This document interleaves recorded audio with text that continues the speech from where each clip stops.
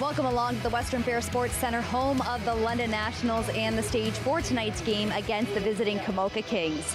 My name is Taylor Tsakoniatis, and let's dive right into the story of the game presented by Source for Sports. The Nationals enter tonight following a massive 4-1 win against the Chatham Maroons, a game that we saw Colton Chipman and Talon Palmer have a 3-point performance. And taking a look at the score sheet, they have 9 points in the past 4 games. As for the Komoka Kings, they also enter tonight following a 4-2 win against Chatham this past weekend due to the great effort of their captain, Adam Zuckerman, which led them to their second win this season. I'm going to send it up to Kyle and Jeremy for more. Gentlemen. Good evening, Taylor. Thank you very much for setting it up as we get set for our game here tonight. Should be a very interesting contest between these two teams. The Komoka Kings coming in here, as we said, just off a win on their last game. They're a team that's struggling to find who they are this season. Nationals look like they're trying to finally gain some footing below them and are looking better and better as the weeks go on. Yeah, and it's all about chemistry when you're at this point in the season. For the Komoka Kings, getting that win over the weekend boost their confidence and be able to look themselves hard here on a Wednesday night. And for the Nationals, continuing to just chip away at, getting the lines right, just getting those point producers going. And for guys like Colton Chipman, who had that 3-point performance, as well as Palmer, those guys currently still riding the team, leading the team, as again, no Riley Wood again in the lineup tonight. He's still listed as day-to-day with an injury, but again, those guys of Palmer and Chipman looking to step up again tonight. Absolutely. Again, you got to keep an eye out for them. As we said here, our game notes brought to you by Paracon Contracting and Development. The Nationals as well, still trying to find where they're successful right now. They're scoring on 5-on-5. Their penalty kill is absolutely dominant. Their power play still needs to find something to change. And without Riley Wood in the lineup right now, that's really might hurt them going down the stretch here. Yeah, and again, with it being early on in the season, the power play, yes, it hasn't been as successful as we've seen it in past seasons, but it's just all about finding the right areas to shoot. Again, when you're breaking down a power play, it's all about finding the right areas to shoot the puck and to put it into the back of the net. And for the Nationals, it's just getting pucks on the net. Sometimes with power plays, you see sometimes them pass it around quite a bit, and sometimes when you pass it around, you don't really get that shooting lane, and defenders can just kind of lack off a little bit and wait for that spot to be opened up. So for the Nationals, it's just being able to find what works for them, and then they can get themselves going. Other big change I'm noticing with that power play, as opposed to last year compared to this year, they don't have that shot from the point that we saw in the second half of last year. Tanner Weingard, who's now in the OHL, was a big factor in that on the success of the power play in that last half of the year. That big slap shot is something the Nationals just don't seem to have right now. We've seen it in the past from someone like Michael Kopchuk, but we're not seeing that right now. Do you think that's something that they could try to develop into the game? Yeah, you could. And you've got PJ Fagan quarterbacking that power play on the back end, and he's a very offensive-minded defenseman, so he's looking to try to find the weak spot up at the top of that blue line. So it's whether that's switching out maybe Fagan with a Kopchuk, a guy who has that one-timer ability, is certainly something that the Nationals maybe want to look at. But again, with a guy like Fagan, certainly not a bad guy to have on your top power play on the back end. No, absolutely not. And the Nationals overall, team-wise, have been looking fairly solid, especially in the back end. We've noticed over the last little bit, goaltending performances from both netminders has been fantastic, and it's one of the biggest bright points for the Nationals this season. And just before the game here, Taylor got a chance to talk to goaltending coach Jake Riley to get his thoughts on the goaltending situation. Here with London Nationals goaltending coach Jake Riley. Congrats on the position here. So just wanted to ask you, what do you think about Sabourin and Froggatt so far this year? Yeah, I think they've been great. We're very fortunate to have two young, capable goaltenders that will push each other throughout the season. And it's comforting knowing that regardless of who's in net, we've got a great chance. So, what has been the most impressive thing you've seen from them so far this year? I think they're both very composed, hard-working goalies. Makes my job easy. They take everything in that I say, and they've got great foundation. So just working with them it's been great. And finally, has there been any change from Froggatt that you've seen since Sabourin kind of came on the scene and had that outstanding debut against Komoka? Yeah, they get along really well. I think it's a good situation for both of them. They can learn from each other and really push each other in sort of a healthy competition setting. Awesome. Well, thank you so much, Coach. Kyle and Jeremy, back to you. Thanks, Taylor. And Just looking at what we heard there, the Nationals goaltending situation has been kind of an enigma throughout the beginning of the season. There was a bit of that transition phase going on. Carter Froggatt coming in here, getting the start for the majority of the season so far, has done a fairly solid job between the pipes. So far undefeated here at the Western Fair Sports Center. We're going to get a chance to see Hayden Sabourin in the net tonight. So is his first start on home ice. Going to be a nice big change in the way for the Nationals, as his numbers are absolutely stellar. What does his performance mean to the Nationals so far? It's huge. Again, only having those 2 games both on the road and both of them basically being shutouts. His goals against average is 0.50, which is really good, especially just in the short 2 games. And his save percentage is .980. That means that 98% of the time he stops the puck. And for the Nationals, that's really good for this group, especially against a group like the Komoka Kings, who are a young group, hungry and going to shoot a lot of pucks towards the net to try to beat a guy like Sabourin. He's going to be ready for the task here tonight. This is the Kings roster as well. That's coming over a bit of that's been doesn't feel like the same team that the Nationals faced a couple weeks ago. They're going to come in hungry here, trying to get a win on here at the Western Fair Sports Center. Last time these 2 teams met, as Taylor said at the start of the show, 5-0 win for the Nationals. That was Hayden Sabourin's first game of his GOJHL career. Picking up the shutout in that game. So you kind of expect that Komoka's going to come out a little hungrier, a little more excitement to start this game. Yeah, and expect the physicality to be there as well, right? In that 5-0 game, the penalties on both sides were really high up there. So again, the Komoka Kings going to want to come in here tonight knowing they got shut out. They're going to not want that to happen. So that's maybe being a little more aggressive on their forecheck, throwing the body out a little bit more. So expect a more physical game from the Komoka Kings here tonight, and expect the Nationals to be able to respond as well. Not too surprising. It's still early in the season as well, but you got to get that. You get your licks in where you can, because this is a potential playoff matchup down the road as well. Komoka currently sitting 7th in the GOJHL. London, on the other hand, sitting 2nd, 1 point past LaSalle for first place in the Western Conference. So both teams trying to jump their way up the standings there. For London themselves, we mentioned the power play and how it's struggled, but on the other end of the ice, that penalty kill has been absolutely stellar. Starts at the back end with goaltending, but it comes out to the defense, and just it's the whole team's willingness to buy into it. It's been a success, I think. Yeah, no doubt about it. And I mean, we were talking off the air about this decor and how they've just done a good job overall, whether that be on the special teams or just 5-on-5 in general. They're breaking the puck out very strongly, and then back to the penalty kill. They're just doing a good job of just boxing out those forwards down low, not allowing any high danger scoring opportunities in the slot, keeping everything to the outside. And that's what you want from a penalty kill unit, is keeping everything to the outside, allowing your goaltender to see the puck and be able to negate those types of Golden Knights scoring opportunities. Absolutely. Now, with those, as we said, the biggest penalty killer you can have on your ice is your goaltender. And we'll take a look at our starting goaltenders for tonight's contest. And it should be a very fascinating matchup between the 2 netminders. This brought to you by Core Forming Incorporated.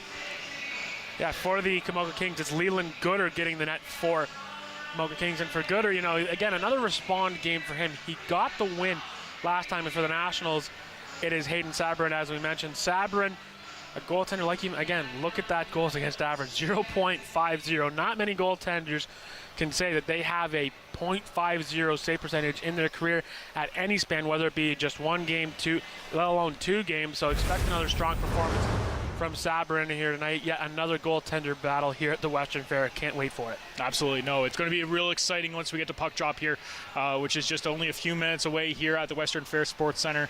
We will be back with more of our Nationals coverage here on Archon Aggregates Nationals Hockey here on Rogers TV.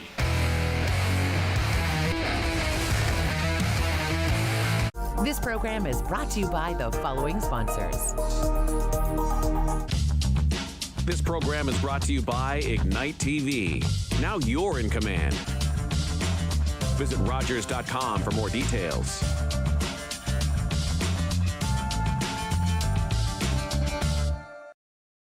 You've got 1,000 people and you've never had homelessness. There's no shelter.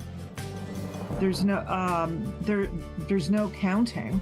One of the communities we went to in the Northwest Territories, quite far north, that had 1,000 people.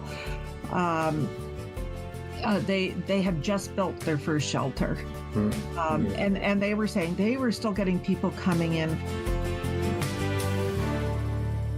Today, I helped a parent feed their family by connecting them to a food program. Today, I helped someone connect with mental health supports.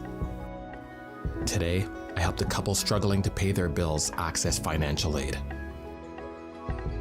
Every day, 211 navigators connect Canadians to critical government and community programs and services. 211. Help starts here.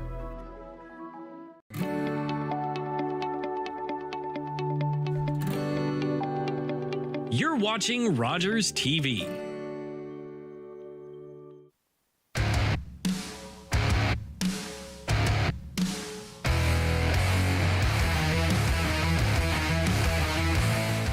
Welcome back here to Arcon Accurate Nationals hockey here on Rogers TV. Getting set for puck drop here between the visiting Komoka Kings and the London Nationals. A battle currently of 2nd versus 7th right now, but still early in the season. Lots can happen, and the Nationals always trying to get to that top spot in the Western Conference. One of the big factors into their play right now, no Captain Riley Wood, who's been out of action for the last couple weeks. A big loss on the Nationals offense. He's been just the big focal point for this team. What has his loss meant to the roster? It's a huge loss. Again, we saw him here opening night, but after getting that injury, for him, it's just getting himself obviously staying in shape, and just for him being a leader in the locker room.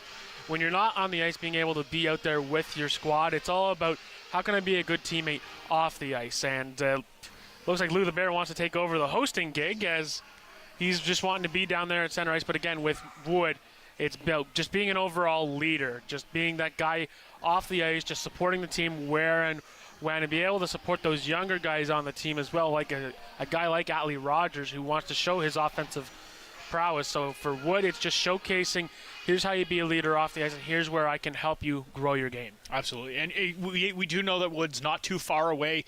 We were told last week that he's only about a week or two away, so hopefully, fingers crossed, we can see the captain back in action coming in the next week or so. But in his absence, we have seen a couple of guys really step up in that place. The main features there is Colton Shipman and Talon Palmer.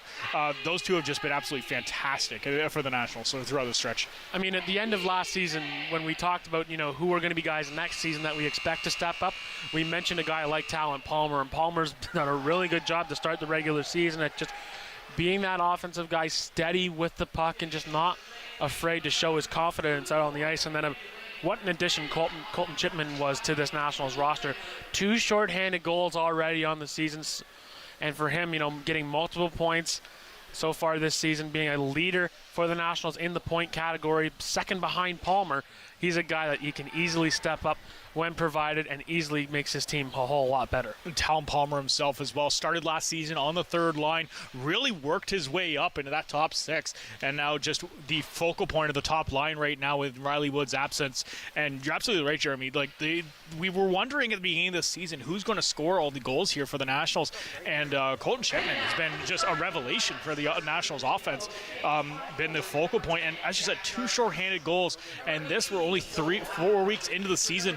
It's still a really young season. He's already potting all these shorthanded goals, and they're not like little chippy garbage goals. He's driving the net. He's really pushing the pace when it comes to the penalty kill.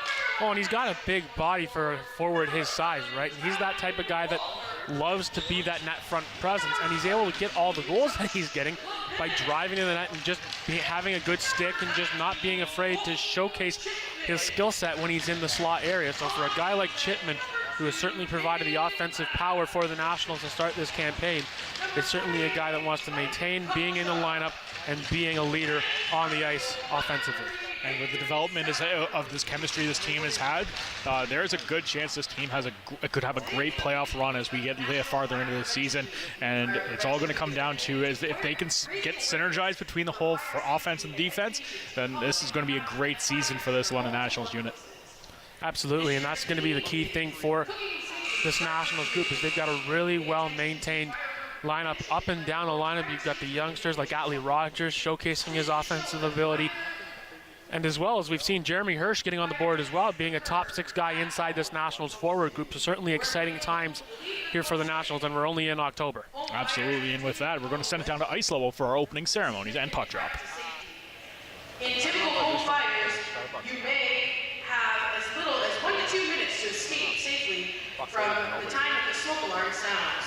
I don't see Ricky. Escape planning and practice will help your family have a safe plan during these events. We encourage you to visit the meet and greet display set up on the concourse during the intermission. Tonight, London Nationals wish to acknowledge the efforts of the London Fire Department during Fire Prevention Week. We have invited all members of the fire department and their families to attend the game as our special guests. Please join me in showing the appreciation for the members of the London Fire Department and their families who are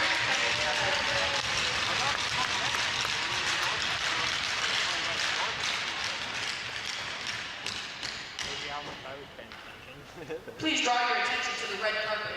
We are proud to introduce Deputy Fire Chief Matt Hemptage, Chief of Fire Prevention and Education with London Fire Department.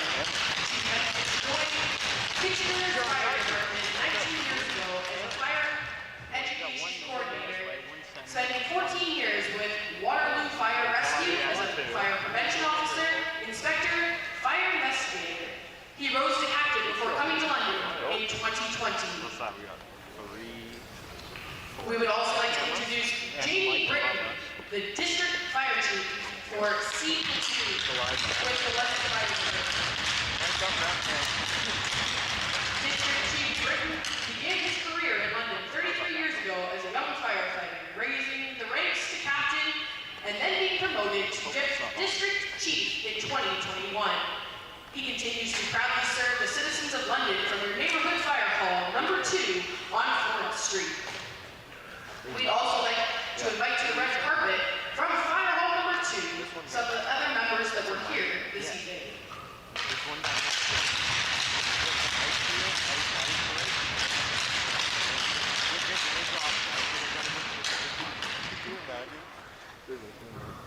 At this time, we'd like to ask the captain of the Komoka Kings and the London Nationals to join the red carpet for a ceremonial puck drop. Fire prevention, bud.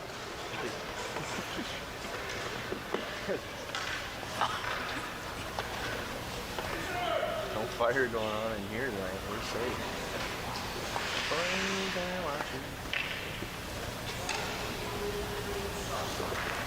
Oh, that's a lamber puck. Oh, wow. That looked too bad. Also, so hot.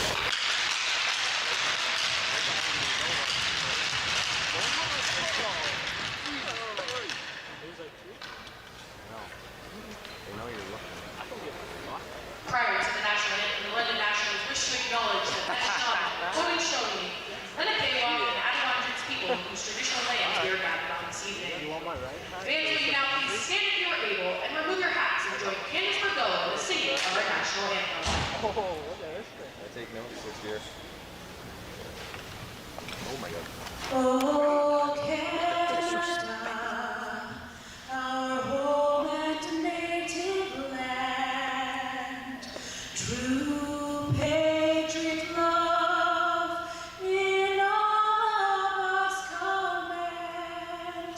With glowing hearts we see thee rise, the true north strong and free. From far and wide, oh Canada, we stand on guard for thee. God keep our land glorious and free. Yeah, girl. Oh Canada, we stand on guard for thee.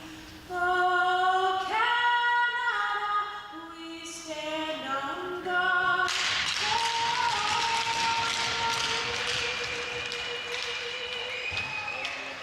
Set here for our opening face-off. It's going to be a white A matchup here.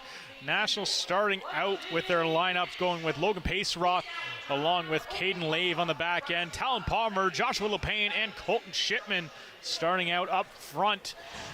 And sitting in on for the Komoka Kings, Jack Jarvis in there, along with Joel Anthorpe, Carson Mulligan, Ethan Matthews, and Jagan Chanderdat.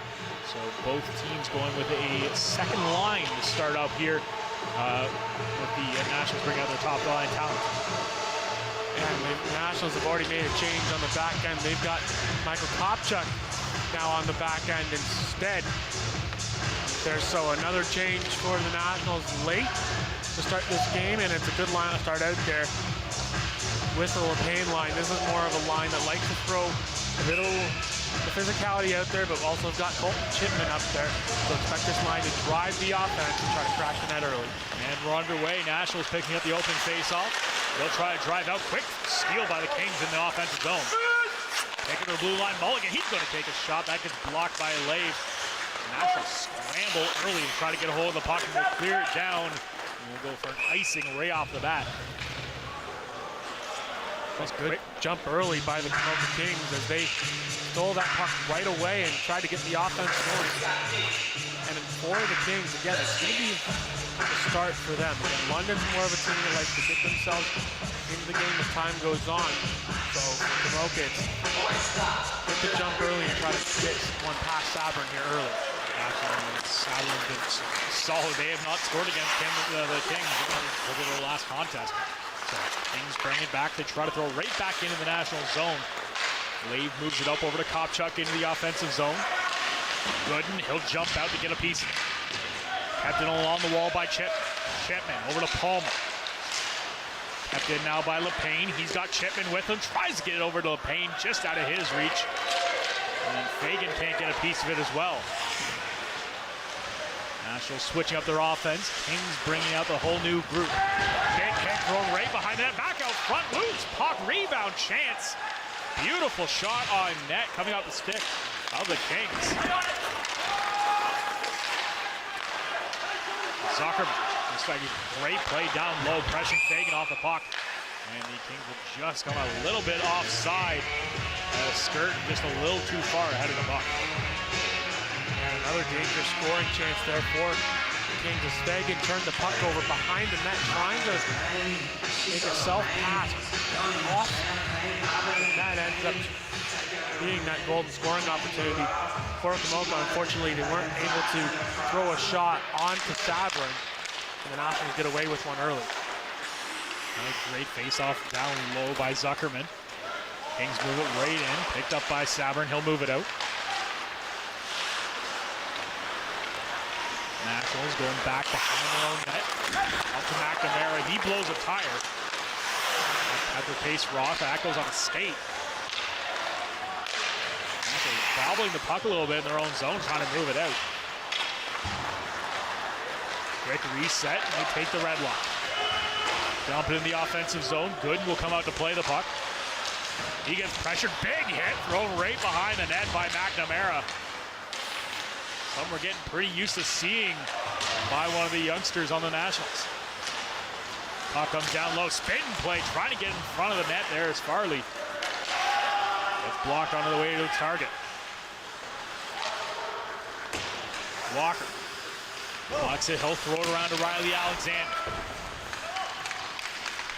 Puck gets pinned along the boards. LeBlanc, he's trying to get a hold of it and move it back. Ends up coming out to Gouvermont.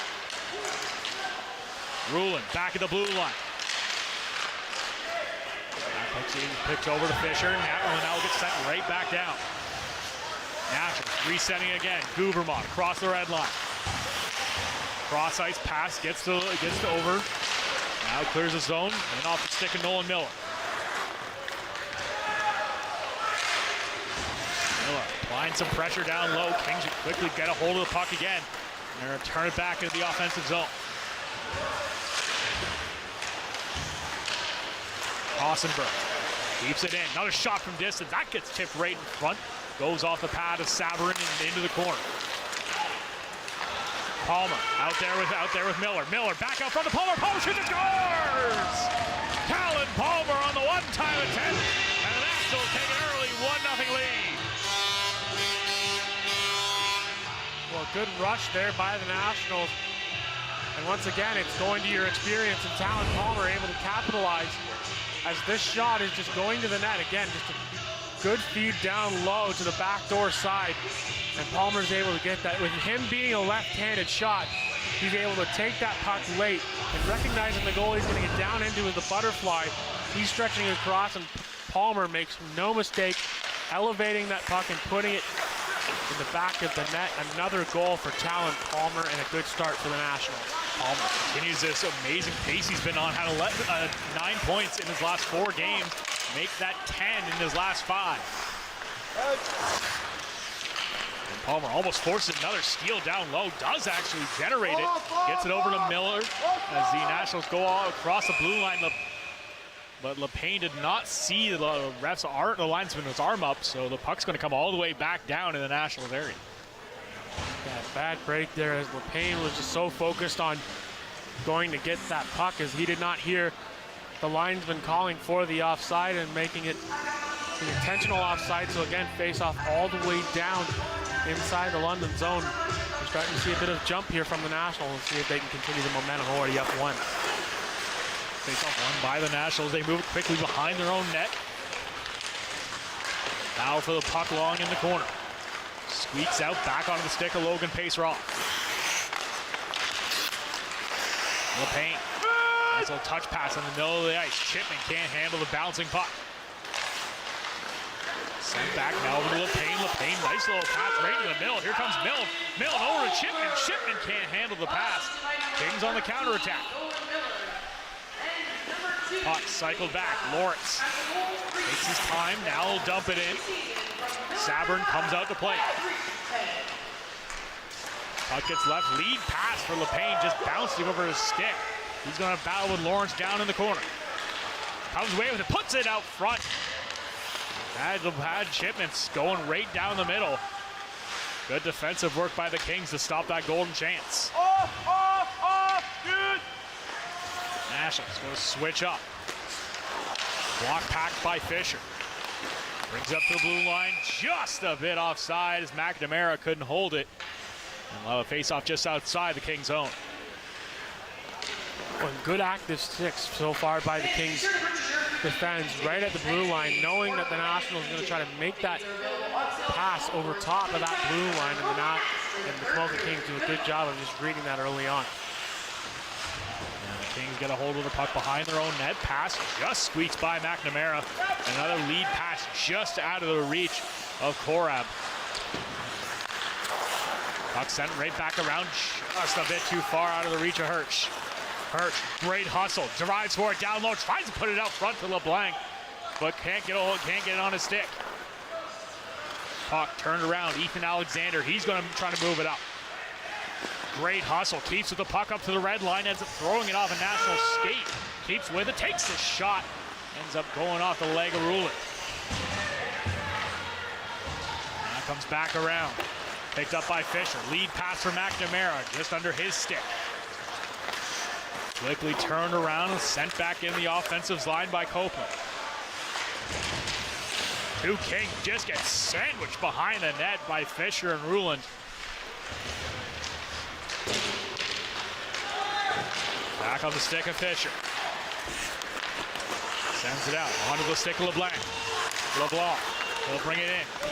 Cycles back as no one's there to help him out. Gets over to Lave. Lead pass for Gouvermont. He's got speed, tries to cut through. Good active stick work down low by the Kings to keep him out. Kept in across the blue line by Palmer. Palmer working his way down behind the net, trying to find that outlet pass. Finds Lave at the blue line. Lave takes a shot. That one goes off a leg. Another hit thrown right behind the boards. We're going to have our first penalty of the game as Gouvermont ends up getting Matthews from behind. Matthews touches up, and then we'll finally get our whistle as Gouvermont gets a few extra shoves after the fact. So the Kings will get their first, will get the first power play and a chance to get back in this contest. Yeah, cross-check is going to be the call, and it happens right in front of our cameras. There's the cross-check to Matthews. It's high right at the numbers. Referee right down low to see it as well. Easily gets that one, and so the Komoka Kings will go to their power play. And for the Nationals, we talked about their penalty kill again. having guys like Chipman and Palmer, especially getting on their special teams, certainly a group that can lead this team on the special teams. So face off now to the left side, Hayden Sabourin. The refs are just trying to get everything under control, seeing what the call is going to be. So it is just 2 minutes for cross-checking. Kings set up, win the face-off. Zuckerman on the back end. Takes a shot from distance. That one just flies wide. Great play in front of the net by Korab to try to get a stick on. Zuckerman again. Nice cross-ice pass. Takes the shot, shoots, and scores! Tic-tac-toe. The Kings are back in this game. Beautiful passing work. And we have a tie game. Well, good shot there from Van Arenthal as he's able to get that beautiful passing from the Komoka Kings. This is how a power play should look. It's quick passing, getting it over back to the weak side. And for Van Arenthal, he just rips a shot, low wrister, able to beat Sabourin. The first goal that Sabourin's allowed so far in his 3 games with the Nationals. And just like that, the Kings capitalize on their power play and tie this game up at 1. It's been fantastic so far. And just a great passing play by the Kings. Pat gets past the Nationals netline. Here comes PJ Fagan. He's going to try to drive through the middle. Gets it knocked down pretty hard. Here come the Kings the other way. 2-on-2, cross the blue line, takes a shot. That one just goes wide. Lawrence now, he tries to put it on net. Almost tipped out front by Korab. Goes around right to the half wall. Kept in again by the Kings. Korab down low. Trying to get a hold of the puck and will.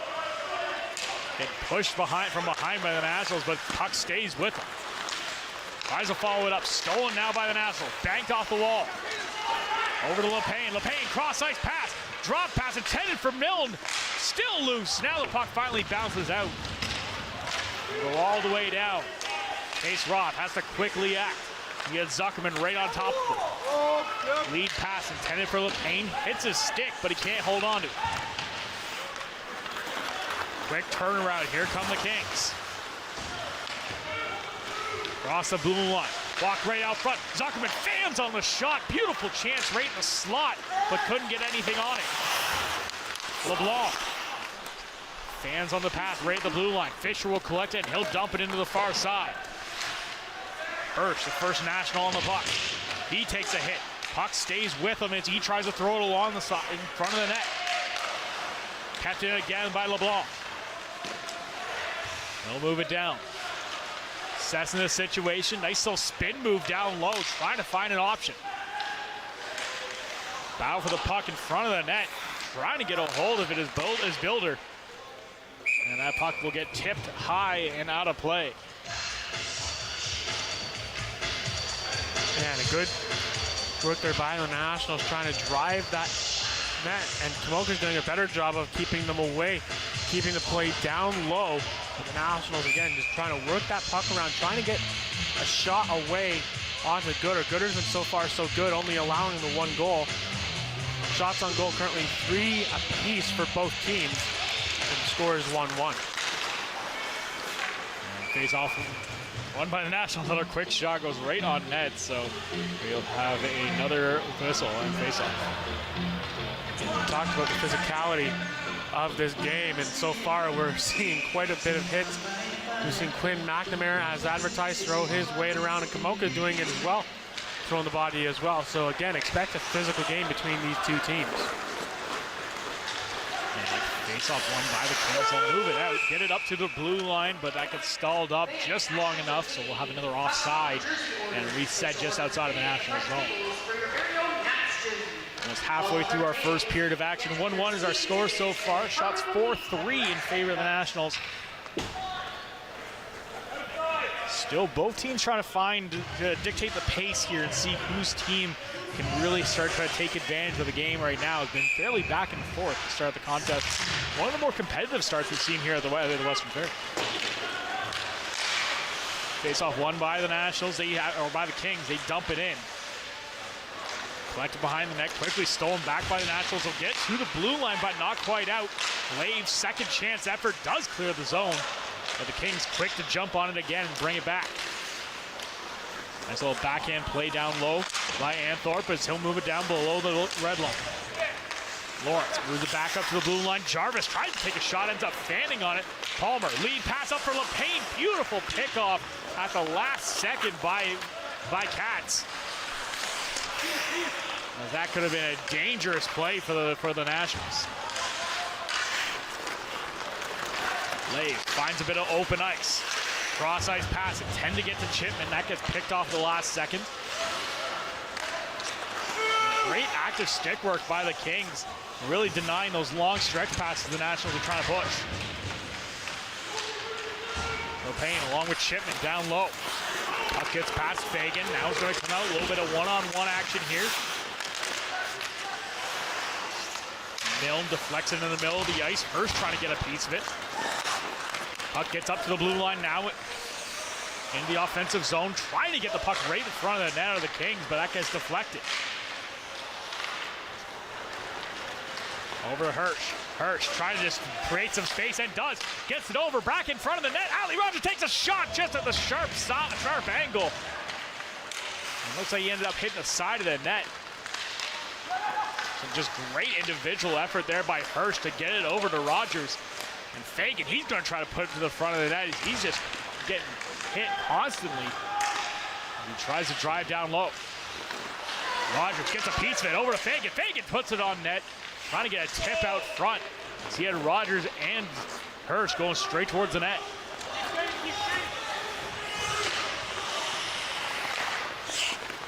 Kane's going for a full change. Rogers gets across the blue line. He's going to take a hit, and the puck quickly gets sent back down the length of the ice.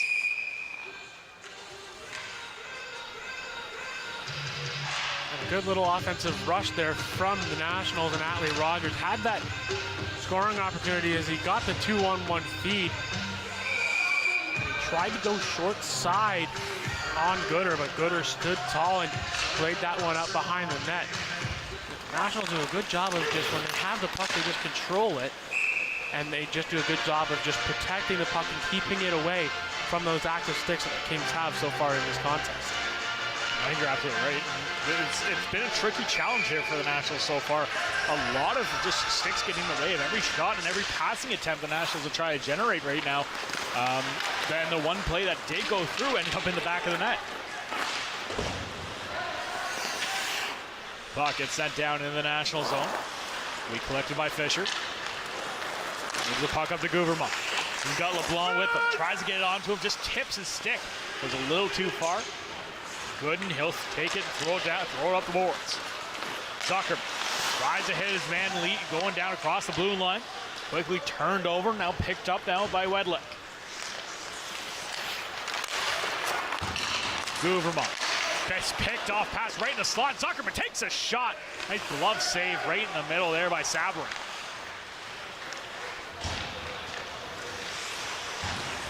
Gouverman's going to try to redeem himself and gets picked off again. Walking in, trying to put a pass right in the middle of the ice. Nobody there for Korab. As Gouverman gets picked off for a second time in quick succession. After the blue line. Lawrence back up to Alexander. Alexander, long distance shot. Ends up going off the stick of Rulin. Back up the wall into the neutral ice. Turned back over again. Sloppy play by the Nationals, almost costing them. Nolan Miller takes the blue line. Puck gets stolen off his stick as the Kings will try to move back out again. Up to Lawrence. Lawrence across the blue line. Tries to put the puck in the middle of the ice. Blocked by McNamara. Now to Lave. Lave behind the net. He'll throw it around. Picked up by Bilder. Bilder tries to move it up the boards. Picked up and stolen by Lawrence, who sends it right back in. Chanderdat down low. Keeps the puck in for the Kings. Gets it over, stolen again, this time by the Nationals. Huge hit, thrown down low by Jarvis.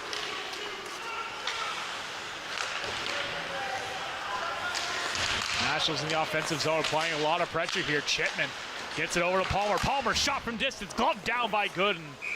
And he'll hang on for a whistle as the Nationals apply a bit of pressure. But just turnover after turnover right at the Nationals blue line almost cost them on multiple occasions. The Nationals playing a bit of turnover hockey as they kept on getting it to the blue line, and they were just able to, the Komoka Kings did a good job of just, again, that active stick. In talking to General Manager Rup Chandradat before the game, he talked about how, yes, they only have 2 wins so far on the season, but the scores don't reflect how this team plays. And what we're seeing so far in this game is their ability to have that good active stick and be able to just negate any real golden scoring chance. Nationals get another great chance down low, but quickly stopped up and kicked into the corner. Gooden playing on some good goaltending performance so far in this game. Really standing on his head for some of these great chances by this Nationals forward group. Stolen back by the Kings. Reset in their own zone. Just under 6 minutes left here in the first. Puck picked up by Pace Rob. He puts it hard around the board. Picked up on the near side by LePain. Nice little tip play. Gets up to Palmer. Palmer up to Chipman. Chipman back out front. Tries to get to Palmer loose. Puck hooks it on net. And Gooden makes the save. Puck quickly turned back around. Van Aerthal still take it in. LePain pinches it along the boards. Gets some help by Fagan. He'll carry it out. Nice little spin. Moves that puck up to Hirsch. Back to Fagan. Fagan in the middle. Shoots and scores! P.J. Fagan. Beautiful shot. And the Nationals take a 2-1 lead. Well, we talked at the beginning of the broadcast how P.J. Fagan can bring you that offensive mindset on the D. Here he joins the rush and gets right into the slot and puts this one barred down. The water bottle pops off. And a good shot on the net by Fagan. He loves to get active in the offensive zone, loves to join the rush. And for him, gets a goal for the Nationals to get themselves back in front 2-1. Beautiful shot by Fagan. Just found the right place and got that open chance in the slot. The first clean shot we've seen him have in a little while here. And it goes right in the back of the net. His second here on home ice. Rogers moves it over across the blue line. Shot from distance goes right on net. Gooden is going to pick it up and hold on.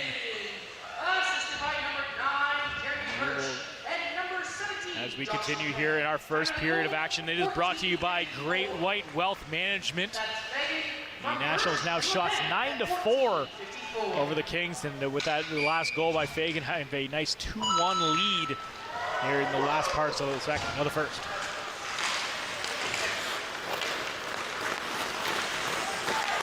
Puck comes out. Anthorpe. They'll move into the offensive zone.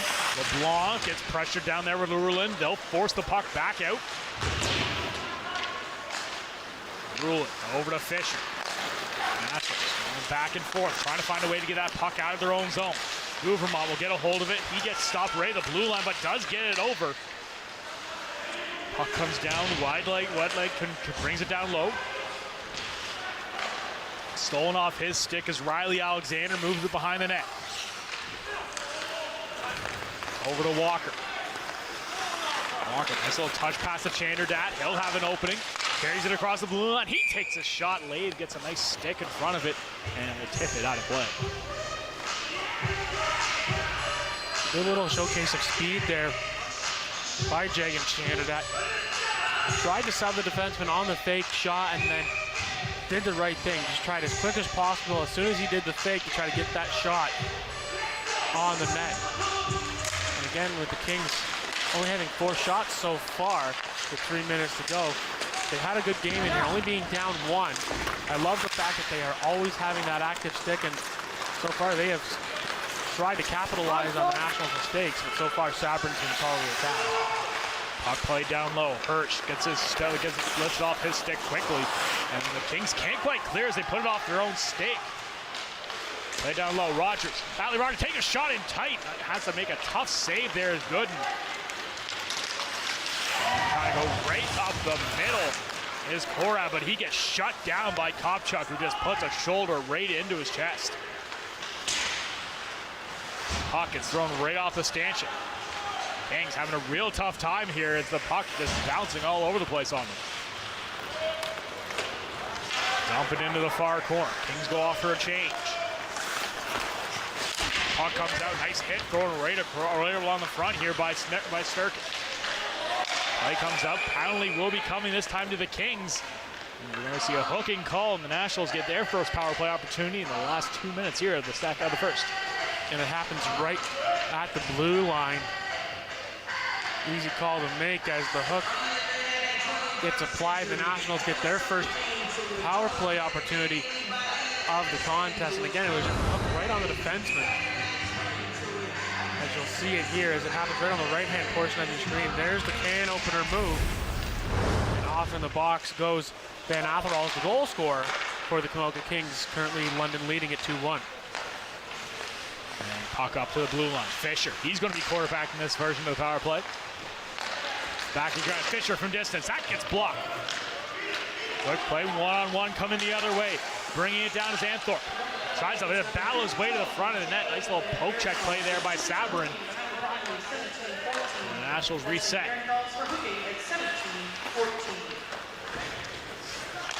Giving up the chip. They'll leave it for Mill. Mill on the near side of speed. Across the blue line. Assesses the situation, puts it up. Chipman sets up in front of the net. Cross-ice pass intended for Mill, just too far to his reach. Puck drive down low. Chipman tries to bring it to the front of the net. He gets stopped up. Kept into the zone by Fisher. A minute gone in the power play. Now to Palmer on the far side. Nationals trying to find a way to open up the box. Line timer chance, rebound chance again. Tries to put it on net by Palmer. Finds right through the crease. That initial shot goes right off the leg of Ethan Matthews as he was hurting off that slap shot by Milne. Chipman tries to drive down low, gets it to Hirsch. Hirsch can't get a stick on it. Finds it now, gets it over to Palmer.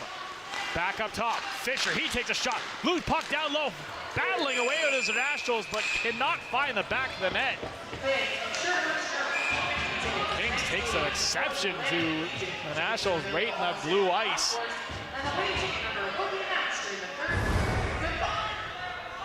Yeah, and again, just throwing it onto the net. It does get deflected by Chipman, and Chipman gets 2 or 3 whacks at it. And the puck is finally covered up by Gooder. Chipman gets right shot there from right Twig, as he doesn't like the fact that Chipman's in Gooder's blue paint, and he lets him know. As again, I talked about the physicalities. There was several penalties the last time these two teams played up in Komoka. Pace Roth over to Fagan. 20 seconds left here in the power play. Fagan, another shot from distance. That one finds its way through traffic. A great save by Gooden down low. Back on to Fagan. One-time attack. Pace Roth wires it. Just goes high. And the Kings are going to clear the zone as the penalty expires.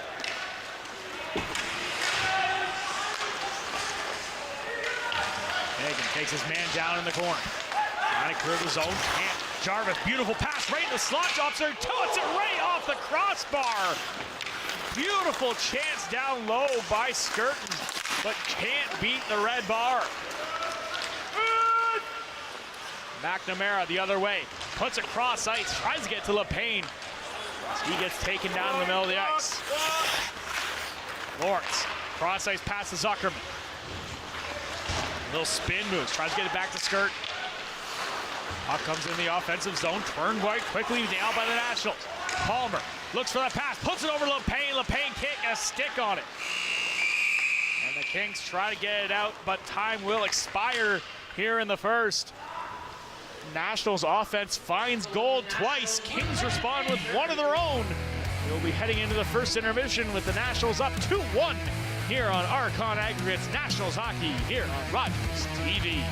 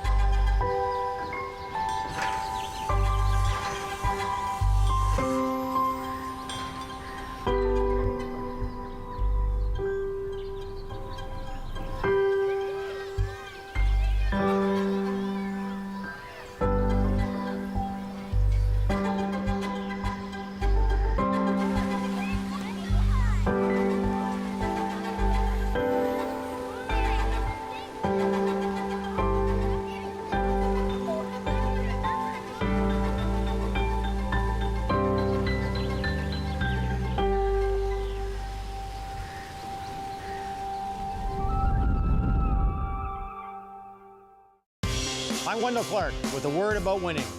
We all know it takes a team effort in any sport and with any challenge. You can be a part of the winning team that shuts out impaired driving.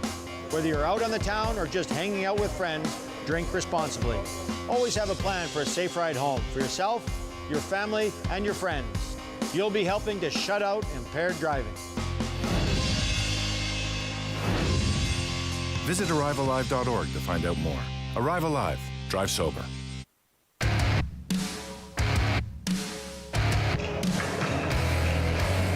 We're here at ice level with captain of the Komoka Kings, Adam Zuckerman.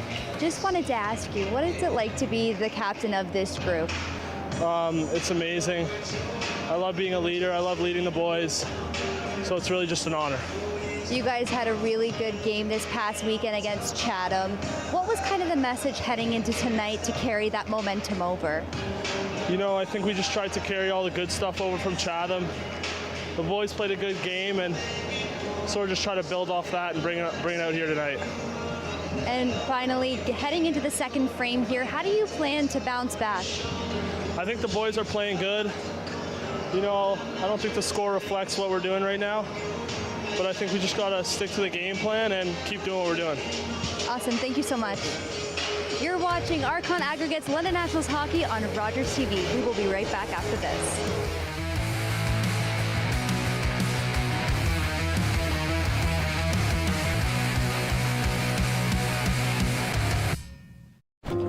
My dad was a railway porter. It was just about the only job a black man could get. But he had big plans for us. Music would be our ticket out of poverty. I knew we couldn't afford that piano, so I practiced twice as hard. Nice, Daisy. Okay, Oscar, let's hear it.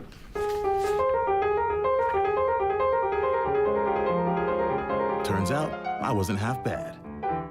Then I found jazz, or it found me. It wasn't all easy, though. I faced a lot of hate, but I found my stage. They call me the man with four hands. Well, I don't know about that, but let's see how far this ticket takes me. From Montreal to Carnegie Hall and far beyond, Oscar Peterson became one of the most recorded and celebrated jazz musicians of all time. Summer days, summer nights, lots of things to do, places to go, and people to see. If you're having a few drinks, be sure to plan ahead and get home safely. We don't want to pick you up.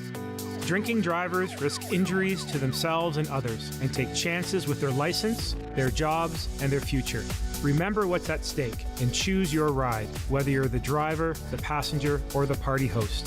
Thanks for supporting sober driving. I hope we never meet. Visit ArriveAlive.org to find out more.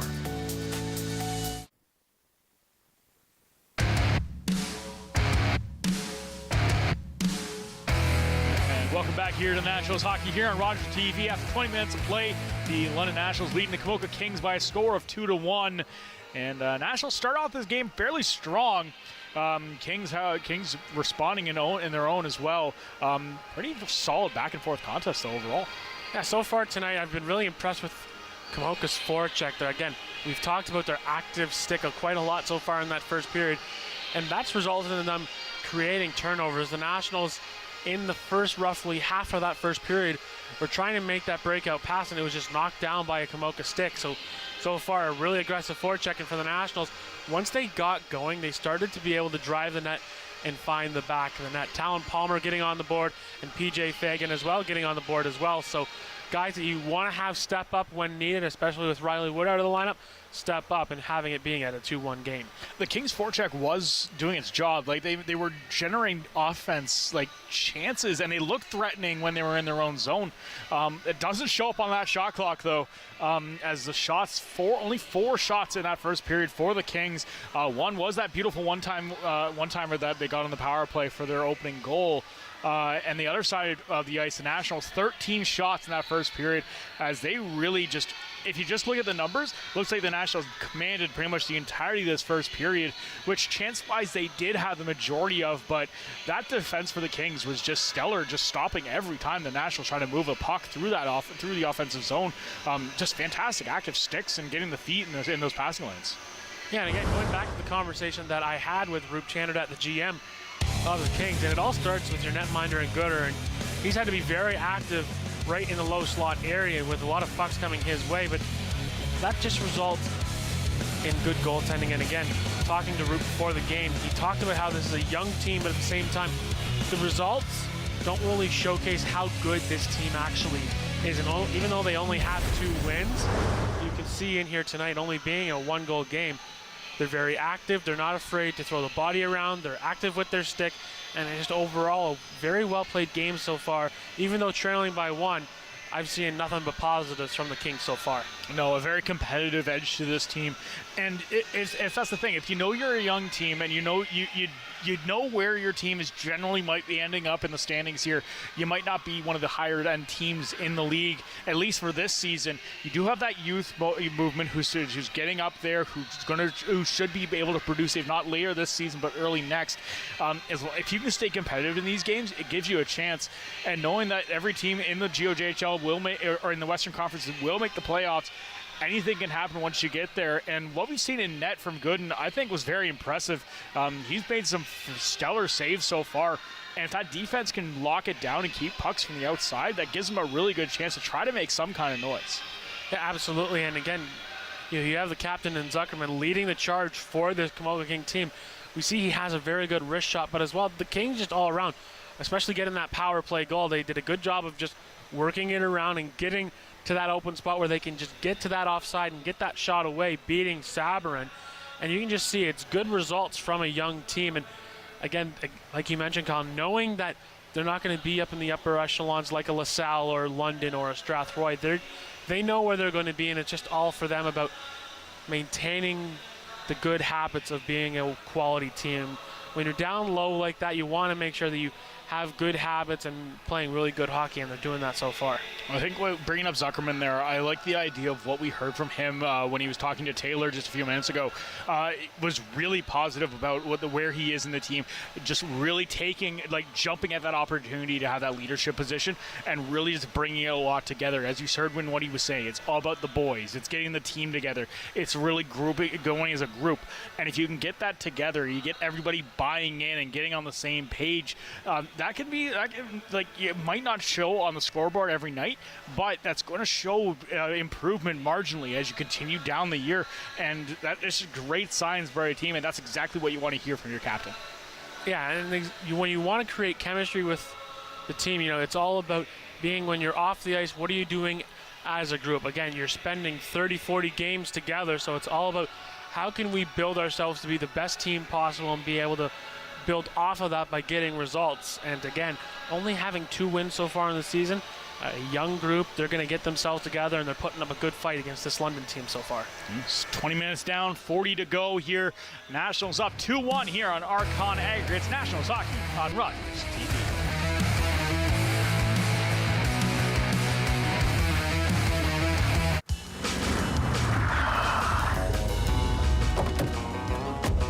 Hey, Gabe, we're supposed to be at City Hall. We're gonna build it right here. Oh, yeah, sure. And give wetsuits to all the visitors? No, on the water. Hey, come on. We're talking about building something the size of 64 city blocks. And there's no land left in Montreal. So, get serious. Listen, we'll build islands. How? Dig up Montreal? They're digging a subway, remember? You take it from there, and you put it... 12 months and 25 million tons of fill later, St. Helens Island was reshaped and Ile Notre Dame was created. Come on, we don't want to keep Mayor Drapeau waiting, do we? Montreal's Expo 67. It would prove to be the most successful World's Fair of the 20th century. It isn't the heavy trays that make the job difficult, or the fast pace you need to keep up. It's not working another double because someone called in sick. What makes the job tough is the moment you realize a customer has had enough, and you have to make that decision not to overserve. Refusing service isn't personal, it's the law. We know it's not easy, but we're counting on you to keep us all safe. Thank you, servers, for doing the tough job.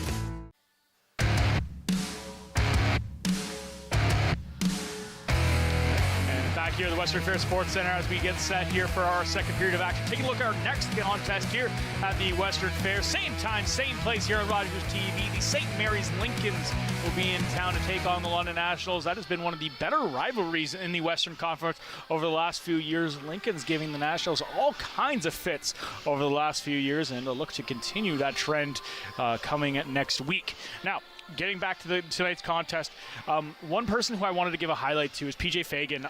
We've seen some spurts of great play throughout the year so far, picking up his non-goal goal in the week 1 of the season. But tonight, that goal that he scored tonight was a absolute no-doubter, a water bottle popping, beautiful shot.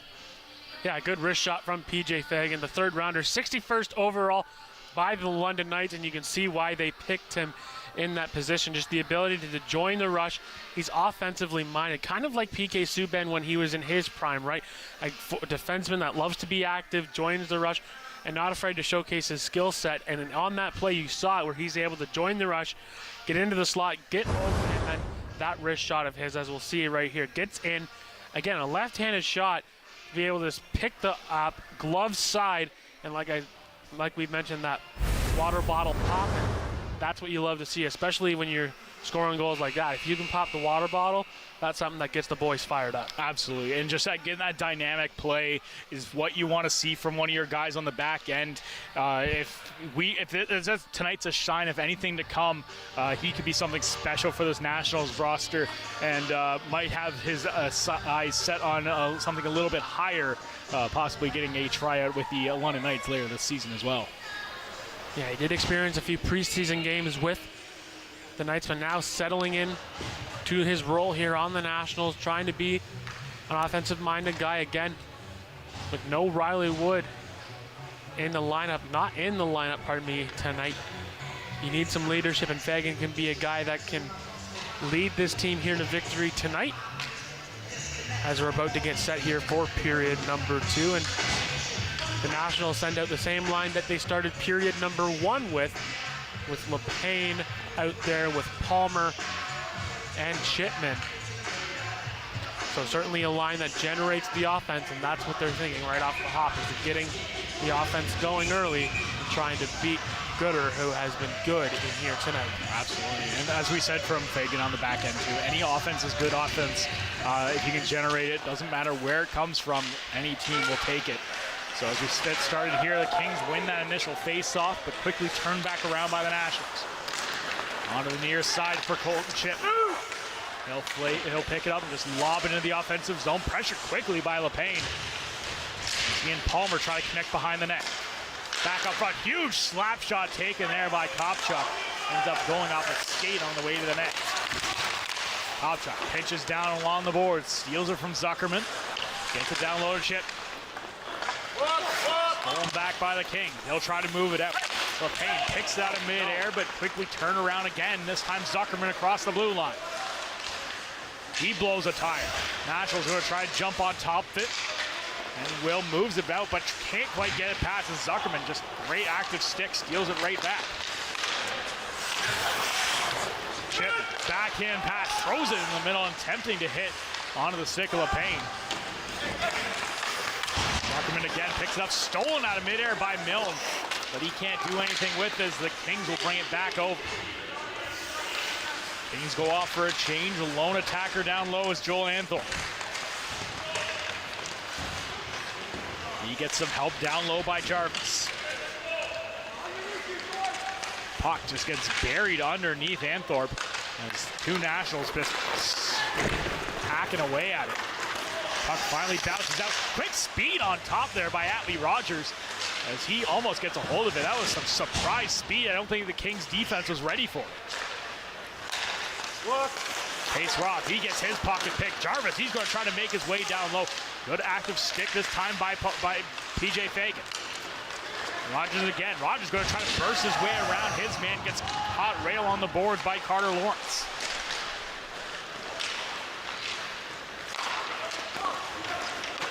Puck thrown in the offensive zone by Van Arenthals. Over to Fagan on the far side. He tries to get back up to Rogers. Kept in the blue line by Lawrence as he takes a long distance shot. Blocked away easily by Sabrin. Lead pass up to Herschel on the boards. Made right at the blue line by Alexander. He does get it across the blue line, but quickly stalled up right in the neutral ice. Ruland will collect it for the Nationals. He's going to work his way through a couple players. Stopped up right at the blue line. The Nationals have to touch up on the offside. Now LeBlanc, he's going to get his chance at it. He gets knocked down as the Kings are going to try to move it back out again. Stolen this time by Guvermont. Guvermont walks out, shoots right off the bar. A beautiful chance by Guvermont as that goes right off the inside of the post and stays out somehow. Both sides now with a beautiful chance going right off iron. And the puck will get flipped down from the for an icing, so we'll hopefully get another look at that beautiful shot. Yeah, we've now seen 2 posts on the one end here at the Western Fair, one for Komoka, one for London, and this one square off the post.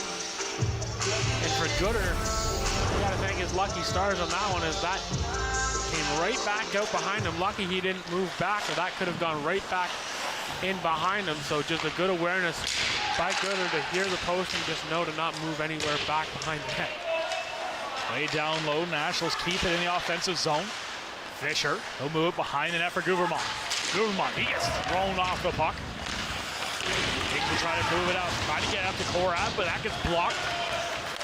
Now ends up on his stick as he'll move it out. Puck gets thrown right off a skate. The Nationals will try to turn it back, but still kept with the Kings. Ethan Alexander down low, gets it up to the blue line for Walker. He takes a shot from distance, can't find the target. Walker again gets another shot. He takes a shot, blocked it away easily by Sabrin.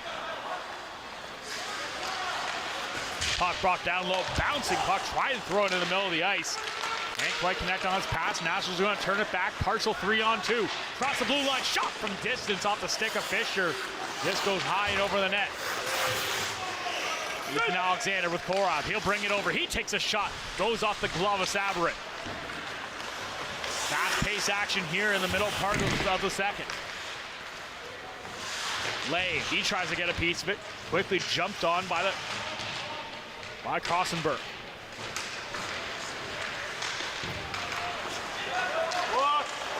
McNamara, he'll get a chance to open ice right up the middle. McNamara throws a huge hit right across the blue line. Bouncing puck gets up to the blue line, but Lade can't hold the line. Linesman with a great look at it as a close play, but we're going to come back out.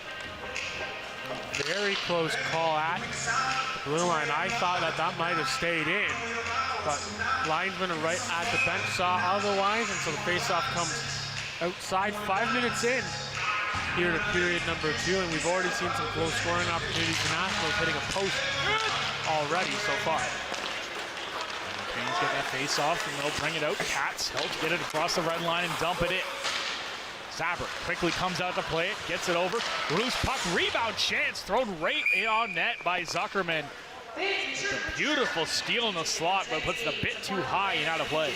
Tickets are available on sale in the concourse. Opening ticket number 1 match. The Kings are capitalizing on the Nationals' mistakes when the Nationals just try to throw it up the ice. Again, it's just that active stick and allowing the Kings to get a quick shot away. And it goes up and out of play, and it will come outside as it did not hit Sabrin on the way out of play. Face-off won by the Nationals as they'll try to move the puck up ice. It's on the sake of Chickman. He'll move it down low. Gooden comes out to play it, quickly stolen by LePayne as he gets aggressive on the puck, takes a hard hit, and the Kings are going to take a penalty for it. Cross-checking will be the call, so the Nationals get their second power play opportunity of the night. 0 for 1 so far, and a chance to extend their lead to 2. And this penalty is going to Justin Skirton on the play, as again just puts the stick above the numbers and gets the cross-check. So again, the Nationals will go to the power play. And again, sending it, Michael Fisher, looks like he's the new quarterback on this top PP1 for the Nationals. Basically, just been a rotating act for this Nationals top power play unit, trying to find what does work. Puck comes down low, Chipman. He'll move it up the wall. Gets it on a stick of Fisher. Over to Milne. Milne throws it right down low, gets it on net. But cannot get onto the stick of Chipman in front. Puck ends up going for a clearing attempt, goes well into the Nationals bench, so the faceoff will come out of the Kings zone. And we'll take a look at that cross check as it happens right down low as LePain has the puck, and then you can see Skirton comes in late as Katz was already throwing the body there, so that's a late call, and that's why the Nationals are on power play. Quick steal by Chanderdad. Hildreth trying to drive the penalty kill down low as he jumped right on top of Fisher.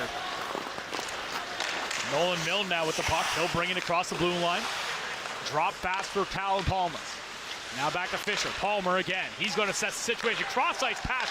Waits a little bit too long on the pass by Milne. Ends up putting it back to Chipman. Trying to get the pass over to Palmer. Battle for the puck right along the back of the net. Ends up coming up along the wall. Palmer's there to pick it up. Back up to the blue line for Fisher. Battle for the puck, getting intense in front. Chipman just taking all kinds of abuse in front of the net. Chipman back to Hirsch. Milne now at the hash marks. Milne to Hirsch. Hirsch, one-time chance over inside. Shoots and scores! Power play goal by the Nationals. Beautiful passing play as Nolan Milne buries it for his first of the year.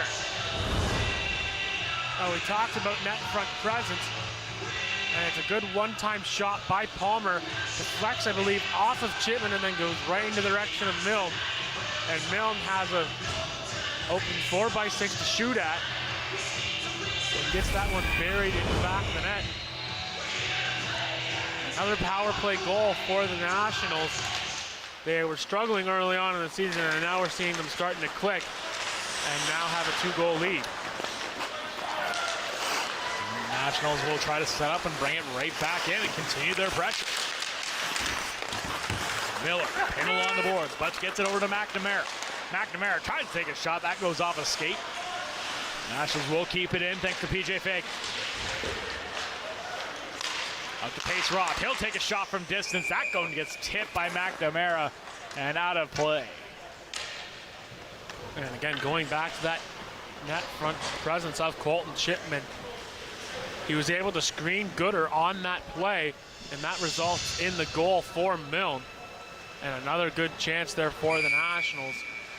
As again, having Chipman basically in at the front of the net, creating a lot of havoc out in front on that power play, and that's why he gets rewarded. And he's able to score the goals that he can. Drive right in front of the net. Good work there by Gubermont. Rise the front of the net, but turn quickly, turn away. LeBlanc, he'll try to take a shot. That one just gets forced to the outside. Kept in at the blue line by Fagan. On the near side, LeBlanc. This will stick lift down low by Wedlake. The Kings try to get it back around, quickly turn around the other way. Nationals offense starting to click. Finding their stride right now as the Kings will bring it across the blue line. Nice block play down low. Pace Roth, he'll collect it. Move it up to Wedlake. That goes off a Nationals player, so no offside on the play. Kings trying to move it down low. Bouncing puck off the stick of Zuckerman. Can't get it on net. Katz waits, takes a shot. Wedlake, beautiful play. Sacrificing the body for the block. Hirsch tries to just lob it out into neutral ice. Quickly turn back. Another shot on net by the Kings. This time misses. Now the puck gets flipped up. This one too high and will catch the netting and go out of play. Shots now 18-6 in favor of the Nationals. 3-1 is your score, also in favor of the Nationals. Thanks to the latest power play goal by Nolan Milne. 18 shots on net for the Nationals. In the last matchup against the Komoka Kings, The Nationals netminder Sabrin, he only faced 20 shots, so far he's on that pace yet again. And the puck just comes across the blue line for an ice offside. So we reset once again. And again, currently the Nationals sit second in the Western Conference, only 2 points behind the LaSalle Vipers, who also play tonight. And they currently lead in their contest as well. So both teams trying to duke it out on top of the Western Conference. Maybe the most of the case between these two teams for most of the season, as both the Kings, both the Nationals and the Vipers play their home games on Wednesday nights. So it's going to be a tight race between these two teams pretty much all season long. And it'll be easy to keep track of it, as we just said, both on Wednesday nights. And we also can't count out teams like St. Mary's Lincolns and the Strathroy Rockets. St. Mary's going to be in town here next Wednesday night. Another team that plays the Nationals very hard here on home ice.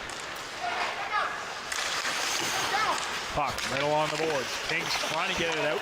Gets stalled up right at the blue line and sent right back in. Chipman throws into the far corner. Bouncing puck goes over the stick and out into the neutral ice. Long pass goes cross ice. Now turned down low. Jarvis, he'll throw into the offensive zone for the Kings. Quickly turn around by Fisher. Gets that pass along the boards, hits over to LePaine, but LePaine gets bobbled over his stick and turned back in the neutral ice. Pace Rock, he runs into his man as the puck gets sent out. 2-on-0 here, partially for the Kings. Jarvis tries to throw it in front of the net. Just getting back in the last second is Pace Rock, who gets a stick in the way. Natalie Rogers takes his man down. Pace Rock, he's going to carry it across the blue line. He lights in, takes a shot, bouncing puck, tries to come back out in front of the net. Another rebound from distance. That puck goes high and over the net, as the net is off its moorings. So we'll have a face-off in the Kings zone.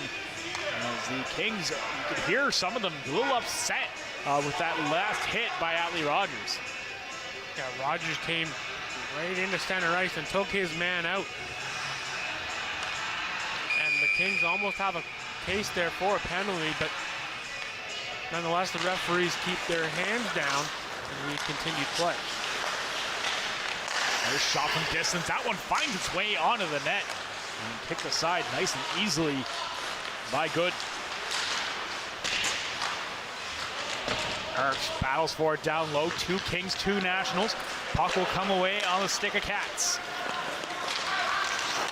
Lead pass onto the stick of Korak. He'll bring it down low. He's got Alexander with him. Throws it back on the boards.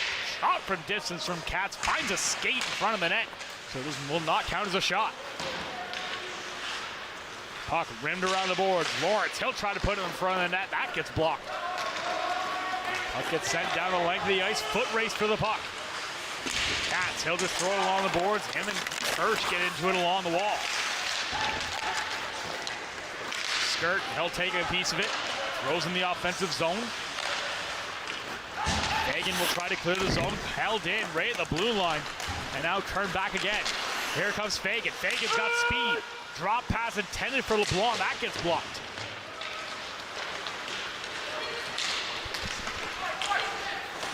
Back coming out again. Kings trying to do something with it for the Nationals. Just smothering them every chance they get. LeBlanc down low. Pack out front. Takes the shot. Beautiful chance down low by Wedlake. But can't convert. One of the 2 call-ups for the Nationals, proving his worth here, getting a beautiful scoring opportunity. Shots now 19-6 in favor of the Nationals as they continue to just pepper Leland Gooden all night. Gooden comes out to play it. Loose puck as the Nationals skip the steal. Trying to get a wraparound attempt by Guvermont. And it was stopped there by Gooden. Guvermont throws the hit right along the boards. Pucks get stolen now. Zuckerman, he's all alone, carrying it down the offensive zone. Waiting for support. Ends up just giving it away, and McNamara will turn it back the other way for the Nationals. Quinn McNamara. Drop pass, gets right on the stick of Builder.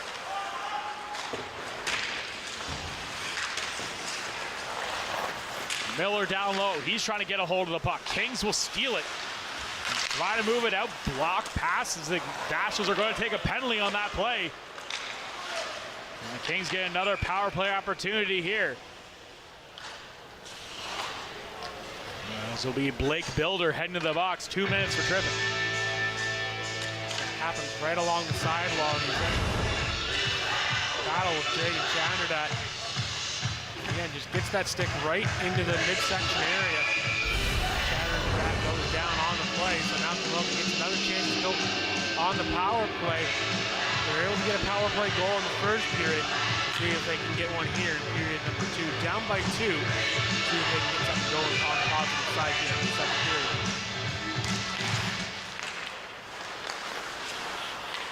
And the puck comes out. The Kings will keep it in the offensive zone. Start off their power play. Puck just bouncing right over the stick of Cats. And they'll have to regroup again in neutral ice. Cats across the blue line. Their power play connected pretty quickly on their last attempt. A goal here will get them back in the game. Back up to the blue line. Over to Jarvis. Jarvis fans on the pass, but gets it right back. Trying to open up the Nationals box. Down low, rebound chance right in the middle of the ice. Just fans on that last shot as Ethan Alexander had a beautiful attempt right in the middle of the ice. Big hit thrown rail on the boards as Callum Palmer just had enough of it and just drives his force of will, gets the puck out. Now Jarvis, he'll bring it back, and that's going to go offside as the Kings change.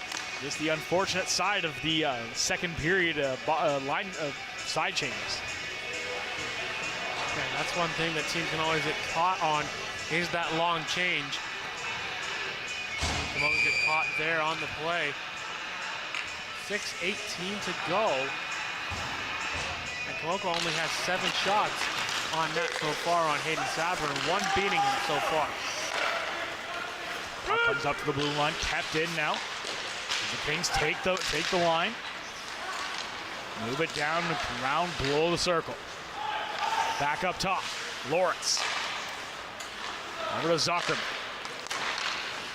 Nice cross-ice pass. Sent down low. Kings right out front. One-time attempt.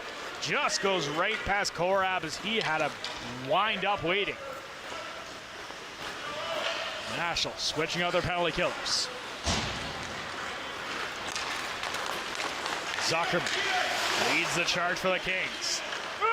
Across the blue line. 14 seconds left. Chance for one last attempt. Cross-ice pass. Gets down low. Chanderdat. He'll move it down. Kings trying to find that pass out front. Puts it off the back of the net. Trying to get it back up the Cats. Nationals get the steal. Penalty expires. Here comes Pace Roth. He's got 2 with him. Pace Roth tries to get a nice little touch pass over. Pace Roth gets the puck right back. Bruce Puck scores! Beautiful play, and the mass chaos pays off as Nolan Miller puts the Nationals up 3. Well, what turned from a broken play ends up being a pretty passing play as Pace Roth gets this puck, and he finds Miller on the backside, able to catch that one in.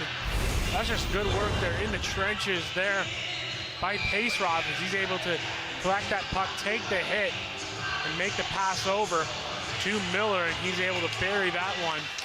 Now at 4-1 here for the Nationals. The puck gets brought one by the Nationals, but quickly turned back as the Kings try to take the zone. Bouncing puck's going to come all the way back down in the Kings area. Shot now 21-7 in favor of the Nationals. As despite the Kings having 2 power play opportunities, the Nationals continue to throw all kinds of rubber onto Leland Gooden. Yeah, again to Sabrin. Smart in hitting that, a draft pick of the Oshawa Generals, as you can see, wearing the Oshawa Generals gear. Something that I haven't said yet this season as a goaltender wearing OHL gear. Last year we saw St. Mary's Lincolns, we saw the netminder from the Owen Sound Attack have that gear, and now Sabrin wearing OHL gear as well. Kings try to get a hold of the puck behind their own net, quickly thrown around, big hit rail on the boards by McNamara. As Rogers holds it. Throws it down to McNamara. Back to Rogers. Nice little pass into the middle for Hirsch. Hirsch ends up toppling down a little bit, but keeps the puck on the stick of the Nationals. Cross ice over, intended for Kopchuk. Kopchuk gets a piece of it, sends it behind the net. LePayne can't get a piece of it. Palmer will, though. The Nationals still trying to hold the zone, but can't. And the Kings will bring it out. Farley just dumps it in from distance as the Kings quickly getting off their fourth line and bringing back out that top unit. The battle against the Nationals top unit. Riley Alexander throws along the boards. Lead pass comes up across the blue line. Skirt, he tries to make a move down low. Just cannot get the puck in front of the net. It's the pressure from the Nationals just too much. And a shot from distance coming off Van Anerthal's, and that will go out of play. Good active spirit by the Nationals. And I just want to give a quick congratulations to former Nationals player Ryan Robrick. He scored his first career OHL goal this past weekend up in Barrie. And again, for a guy like Robrick, he came in here on his very first game, and he came off the bench for his first GOJHL goal, a one-time shot right off the bench. You can tell the guy is going to be a good player in the future here for the Niagara Ice Dogs. And the Nationals going to try to move the puck out of the zone with a face-off win. Off to Chipman. Chipman looking for that pass, puts it out front. That one goes right through the crease. Loose puck, another shot from distance. Palmer is down and out, and then the Nationals net, or in the Kings net. And the whistle does go. So we'll reset. I believe the puck, the net was off its mooring, so we will just have a face-off in the Kings zone. And there is yet another gathering, this time in front of the Kings cage. Well, you know, Palmer likes to put the puck in the back of the net, and this time he puts himself in the back of the net as he was driving the net hard, tried to generate a loose rebound, and he just for him, as we'll see here, cuts middle, gets kind of taken down, slides into Gooder, and then basically lands right in the net, actually not even taking the net off. So that's why the faceoff stays inside as it's resulted in a push. And face-off won this time by the Kings, but the Nationals do a great job jumping right on top of it. And the Kings will try to move the puck out, get it along the boards. Good pressure by Pace Roth, and that will go out. Across the blue line, stopped up. And the puck played down low. Kings are going to try to move it out front. Nice little move down low. Great work there by Anthorpe. And we quickly stopped up.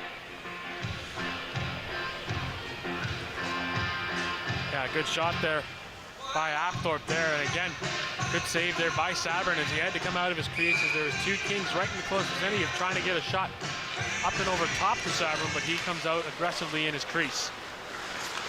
Puck comes out, 2:40 here remaining in the second period. Nationals up 4-1. Shot now 21-10 in favor of the Nationals. Fagan can't get a hold of the pucks. Quickly kept in there by Chanderdat. Behind the net, puck trying to get over to Wedlick. Bouncing puck does clear the zone. Chanderdat avoids the big hit coming by Wedlick, but keeps it, gets him back in the zone. Over to Fagan, gets up to LeBlanc. LeBlanc can't handle the pass, and the Kings will turn it back quickly. Jarvis gets a piece of it. He'll send it down in the offensive zone. Puck on the boards, picked up again. Jarvis just hammers it down into the corner.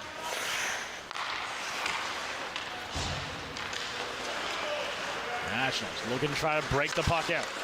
Pace Roth, long pass, just a bit too far in front of Gubermont, and we will just go for an icing and come all the way back down into the Nationals territory. And again, the Nationals throwing 21 shots so far onto the goaltender of Leland Gooder, and now 10 shots onto Hayden Sabrin as Komoka has started to get a little bit of confidence going here to close out period number 2. They've won a lot of face-offs here in tonight's contest, but just not getting the results so far. Puck gets flipped well high into the air. Alexander almost gets a piece of it, but LeBlanc's the one to come away with it. LeBlanc takes a shot on a sharp angle, just puts it wide. Puck will come all the way back out to neutral ice. Miller, nice little touch pass over to Lave. Now to Kopchuk. He's got room to move. Right at the middle. Kopchuk takes a shot. Active stick by Katz. Will deflect that out of play. And they'll have a face-off in the Kings zone with 1:14 remaining here in the second. And a good rush there by LeBlanc as he's able to get inside. And once he got to the top of the circle, he cut back towards the middle of the ice. Tried to throw that cross-body shot. And we're seeing that a lot more in today's game as you're cutting middle and you're trying to just get that shot in tight and get a quick wrist shot cross body, and so sometimes works when LeBlanc on that situation. Unfortunately for him, it did not. Picked up. Miller just staying with it as him and McNamara bring it across the blue line. McNamara takes a shot, aiming top corner, just misses a bit too high. Skirtin just dodged a huge hit coming his way by Kopchuk, and will get the puck in the offensive zone. McNamara will find the puck and throws a nice long lead pass all the way up to Builder. Builder, nice move, gets around his man. He's going to take a shot in. Saved by Gooder. Puck gets set up the board over to Zuckerman. Zuckerman, nice little touch pass, gets thrown back over to Skirt. Far side, Nationals collected again. Hammers it a bit too hard by Lave, and now send all the way back down for an icing. 19 seconds to go. The Kings will send their top forward unit out there that's been really going so far in this contest. Again, with 10 shots on that, I'm sure that the Komoka coaching staff wants them to try to get more shots towards Hayden Sabre. Drive any offense they can here in this last few seconds. They try to get a shot off, but it ends up getting blocked there by Lave as he's just going to pin the puck along the boards. And gets a little bit of help down low by McNamara and by Kopchuk. Puck will skate behind the net, and nothing will come of it as the Nationals go full defensive for the last 20 seconds. We'll hang on here, and we'll take a 4-1 lead into the second intermission. You're watching Archon Aggregates Nationals hockey here on Rogers TV.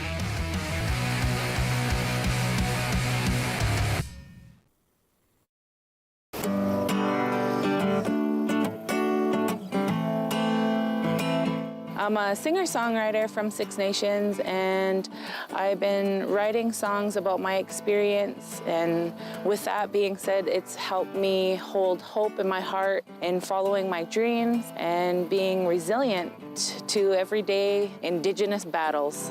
Competition between spirit, earth, and wind, let me tell you now. This song in particular, The Shiner, is a special song that I wrote for my grandfather. He was a snow snake maker, and that is a Haudenosaunee winter sport. It's my job to educate and to share, and the music allows me to do that. He'll be shining snow snakes and mudcats to the end of his days. For 25 years, you've been helping to make our roads safer by doing the right thing. You've been the designated driver, you've stayed over, called home, you've called a cab or a friend, and planned ahead. Let's keep doing the right thing. Support sober driving by getting yourself and your friends home safely. Do the right thing. Visit ArriveAlive.org to find out more. Arrive Alive. Drive sober.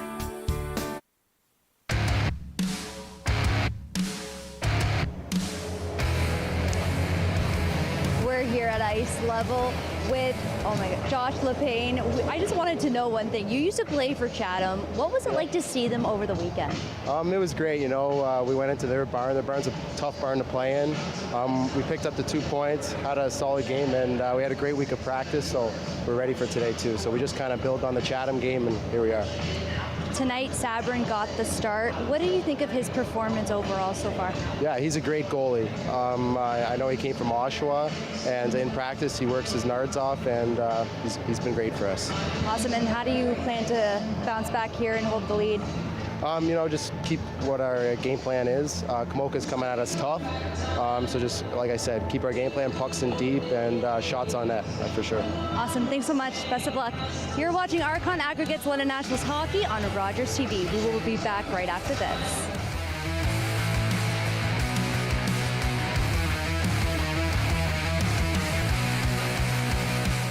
Monsieur de Champlain, when I finish paddling through this wilderness and reach China, I shall greet them wearing this.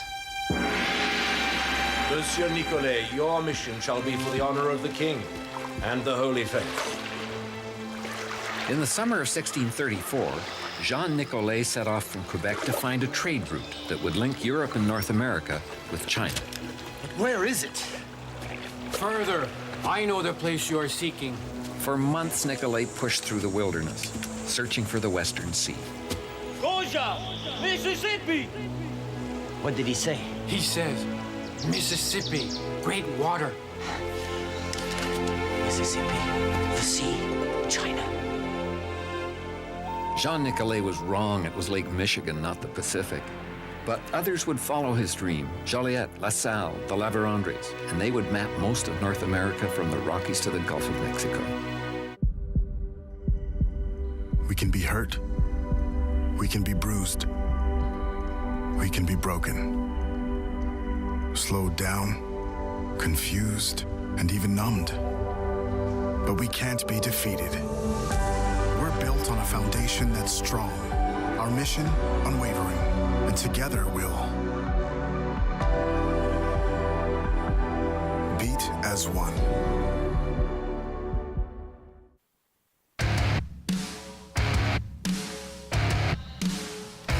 Welcome back to Nationals hockey here on Rogers TV. 4-1 is your score in favor of the Nationals after 40 minutes of play and what's turned into a fairly one-sided affair as the Nationals offense starting to come alive here in this contest, including the elusive power play goal. Yeah, and that power play goal, certainly hard work in front of the net, and for the Nationals getting able to get up 4 goals. We haven't really seen the Nationals come alive offensively here at the Western Fair Sports Center so far this season. So for them to get 4 goals so far, certainly exciting to see. And with that, the Nationals offense coming alive, getting a lot of shots on net, which means a lot of shots coming the way of Leland Gooder. And he's stood up for the challenge so far in this contest. He's doing everything he can to keep his team in this contest. But he's had to make some spectacular saves. Yeah, we've seen him having to make quite a bit of saves so far in tonight's contest. And for a guy like Gooder, he's just being able to be responsible. He's really good down low. But again, it's just the Komoka Kings D-core starting to slip a little bit in that backdoor coverage, and it's just the type of play for a guy like Gooder trying to compete. If it's not for him, we could easily see a much higher goal count if it's not for the play of Gooder, and he's been aggressive tonight so far, and that's been the reason why the Nationals are only up 3, if not more.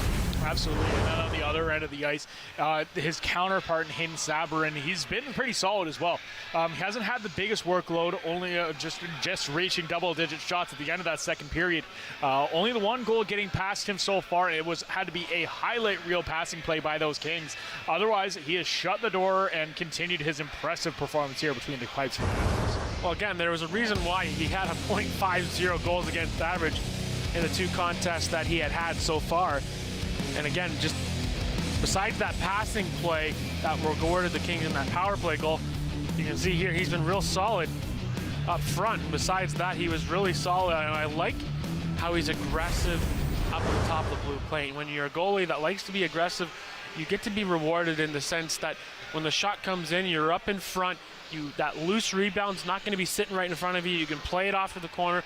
And we've seen a lot so far with Sabourin, a lot of saves that are just easy for him. It's just a blocker and it goes into the corner. The pad goes off into the corner, and that's just a key confident thing for Sabourin. And as well, Carter Froggatt, who normally you see him start not in the game. But again, the goaltending battle for the Nationals you love to see. Yeah, and it looks like if Sabourin keeps playing this way and Froggatt keeps playing the way he has, it's going to get more intense as the season goes on.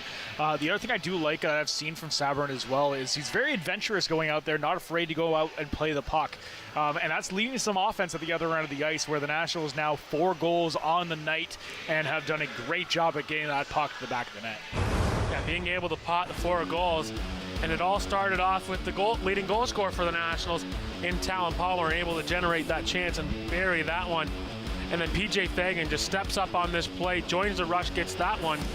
And then there's that one-timer from Palmer over to Miller, and he's able to capitalize on that shot. And then another just crash and bang play, resulting in Miller getting that one. So the 4 goals in here tonight for Miller, Fagan, and for Palmer. Those are the guys that you expect to see drive this offense with Riley Wood out of the lineup. Those are the type of guys you want to see provide that offense. Not all of them were pretty tonight, but they were good enough to get to the back of the net, and the Nationals will take that 4-1 lead in the final frame here on Arcon Agra's Nationals Hockey on Rogers TV.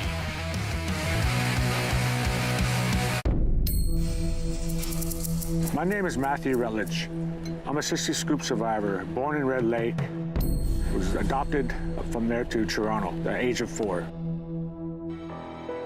A lot of our brothers and sisters, family members got separated from each other. That was the government's goal, to break that connection from brothers and sisters. Basically taking the Indian out of the child. Right now, they're still trying to find themselves. Originally, my birth name is Harvey Halverson. In my high school days, teens, I was trying to fit into society. I knew I was First Nations, but I didn't know who I was inside. I think later in life, I started that journey. I am proud Nishnawbe man of who I am now. I love life, who I am. Think it's okay to drive high? Think again. Drug-impaired driving is as illegal as drunk driving, and in Ontario, the penalties are the same. If police suspect you're driving under the influence of drugs of any kind, or a combination of drugs and alcohol, and you fail a roadside test, your license will be suspended immediately for up to 30 days. You'll pay a penalty of $198. And you can be charged with a criminal offense of impaired driving, the same as alcohol. Driving high is never okay. And we are back here taking a look at our next contest here on Rogers TV. It will be next Wednesday, same time, same place, as the St. Mary's Lincolns are in town to take on the Nationals in one of the fiercer rivals in the Western Conference. As we get set here for our final frame of action between these two teams, one player who I wanted to highlight here would be Nolan Milne. Was a little snake bitten to start this season. Finally picking up his first goal of the season, that being the power play marker, the Nationals' first power play marker on home ice. So not too bad to finally see him on the score sheet. Really great job to see him back in the action. No, always glad to see a guy like Milne being able to drive the offense. We saw that a lot late at the end of last season. Milne was scoring a lot of goals like he does in that goal there, being able to drive the net and just cash it in. And for a guy like Milne, not exactly in the top 6 to start this season, but he's going to be a guy where if he gets his confidence going and gets his game in the right area, he loves to be able to crash the net, just like LeBlanc, Chipman, and guys like Palmer. So a lot of those guys like that crash and burn type style. And for Nolan Milne, he's a guy that wants to generate that more, already having one goal, looking for another. And a lot of those guys you can see here on our scoring summary, brought to you by LE2 Construction.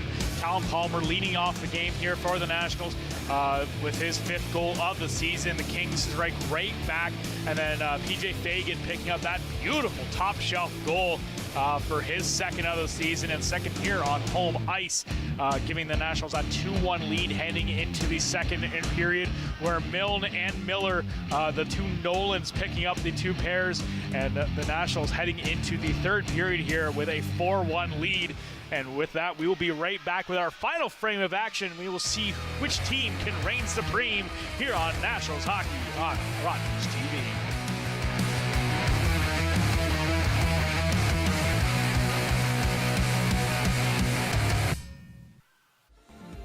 Hi everyone, my name is Dr. Mario Elia, and I'm the host of a new show here on Rogers TV that we're calling Keeping London Healthy with Dr. Mario. So tune in Wednesdays at 6:30 p.m. and we'll see you then.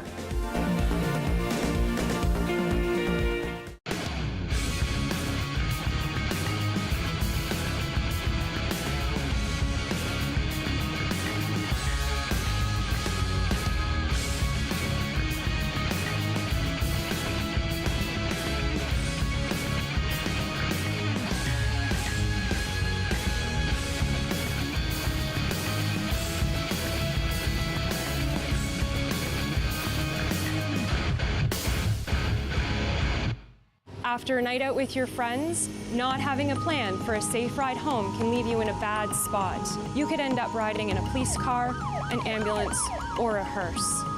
These unplanned modes of transportation can be a costly choice and do not take you home. Your plan could include a designated driver, a taxi, or public transit. Drink responsibly, choose your ride, and have a plan for a safe ride home. Visit arrivealive.org to find out more. Most people that have received treatment for drug use problems are probably going to have a lapse. Join addictions counselor Dean Anderson for Invisible, Breaking Through the Stigma of Addiction on Rogers TV.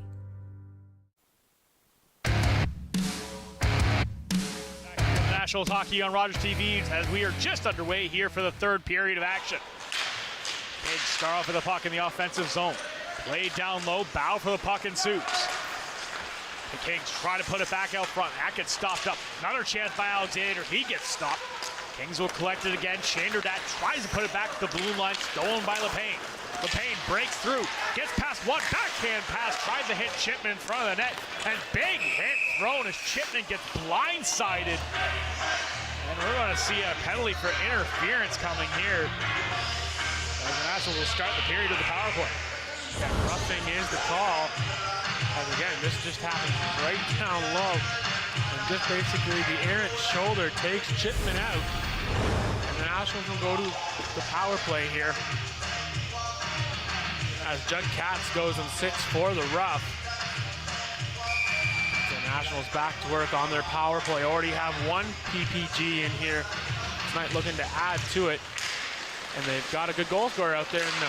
Big slap shot right off the point by Palmer. And the Nationals power play, as you already said there, Jeremy Milne with the one goal on the power play tonight. He's out there again with Hirsch and Chipman on the forward group with Palmer and Fisher on the back end. And I like this power play unit, especially having Fisher on the back end. He has that one-time shot. Like we've mentioned, that the Nationals seem to have been missing on their top power play unit, and guys with Hirsch out there, a guy who can move the puck around and be in that run position is something positive. Fisher shot from distance, gets blocked, goes right back out to Milne. Milne and Fisher back and forth, shot out front, tipped by Chipman, but can't quite get past Gooder. Chipman flex it along the boards. Keeps away from the Kings, and the Nationals will control the puck. Fisher, pass intended for Palmer, just a little too far to his reach. Chipman gets it up to him. Down low again. Paul Chipman tries to bring it right out front, tipped in front by Hirsch, just goes wide. Had an open corner available on the far side. Fisher, another shot from distance, finds its way through, loose puck, rebound, chance by Milne. Palmer throws it, tries to throw a hit, but can't get the puck through. Back up to the blue line. Fisher down to Palmer. Palmer cross ice over to Milne. Milne fans on it. Rebound chance. Bouncing puck. And the net is off its mooring, so we will reset down low once again. Yeah, take a look at that scoring chance. A good shot generated. It squeaks through. And then you can see Milne. He tries to go onto one knee to try to elevate that puck when you're on your offside and you're trying to get everything you can on your shot. Sometimes you're going to see a player go down to a knee to try to make sure he gets good contact. And for him, he just stands on the shot, but then tries to generate the rebound. Melker does a good job of just boxing it out. Pace Roth holds onto the puck after the Nationals face-off win. Back up to Fagan at the blue line. 30 seconds remaining here on the power play. Chance for the second unit to get something going. Pass right out front. That gets stolen. as the Kings are going to try to break through the middle. Apthorpe trying to move through. He gets stopped up by Fagan. Turned around, here comes LeBlanc. LeBlanc, nice little move, just gets through two. LeBlanc tries to get it back over to LePayne, but it's just a little too far to his reach. Puck collected by Riley Alexander. The Kings try to move it out, get to the blue line, but can't clear the zone. Cats back on the ice. Down low, loose puck out front, trying to get it on net, but a reaching play down low. Beautiful stick work by Mulligan. Keeps that puck out. McNamara down low. Gets over to LeBlanc. LeBlanc, spin move along the boards. Trying to open some space. Fagan puts a puck on net. That one gets on net for Gooder as he kicks it into the corner. LeBlanc forces the puck to stay in the zone. Fagan takes another shot. That finds its way through Gooder. Forced to make another save. Katz, he breaks it down. Gets stopped up by Pace Rock. Pace Rock quickly turns it back up ice. Gets it onto the stick of Milne. Milne tries to get a hold of it. Gooder sneaks out ahead of him and gets to the puck. Milne, hard work, stays with the puck. Throws the hit. Create that distance. Ruling off the boards. Quickly turned around, brought across the blue line by the Kings. Wiggs takes the shot. That one coming off the stick of Twig. Puck stolen by Hirsch. Hirsch going to make his way in. Hirsch puts it on front. Rogers tries to get a piece of it, but can't. And down and out on that play was Gooder, but just can't get a shot on net as Atlee Rogers. Down in the corner again, bouncing puck. Great job by Hirsch as he gets a hold of it. He'll throw it behind the net. Milne will be the first man on it. Milne along the boards. He tries to keep it in the zone. That gets turned back. Brought up the boards there by Ethan Alexander.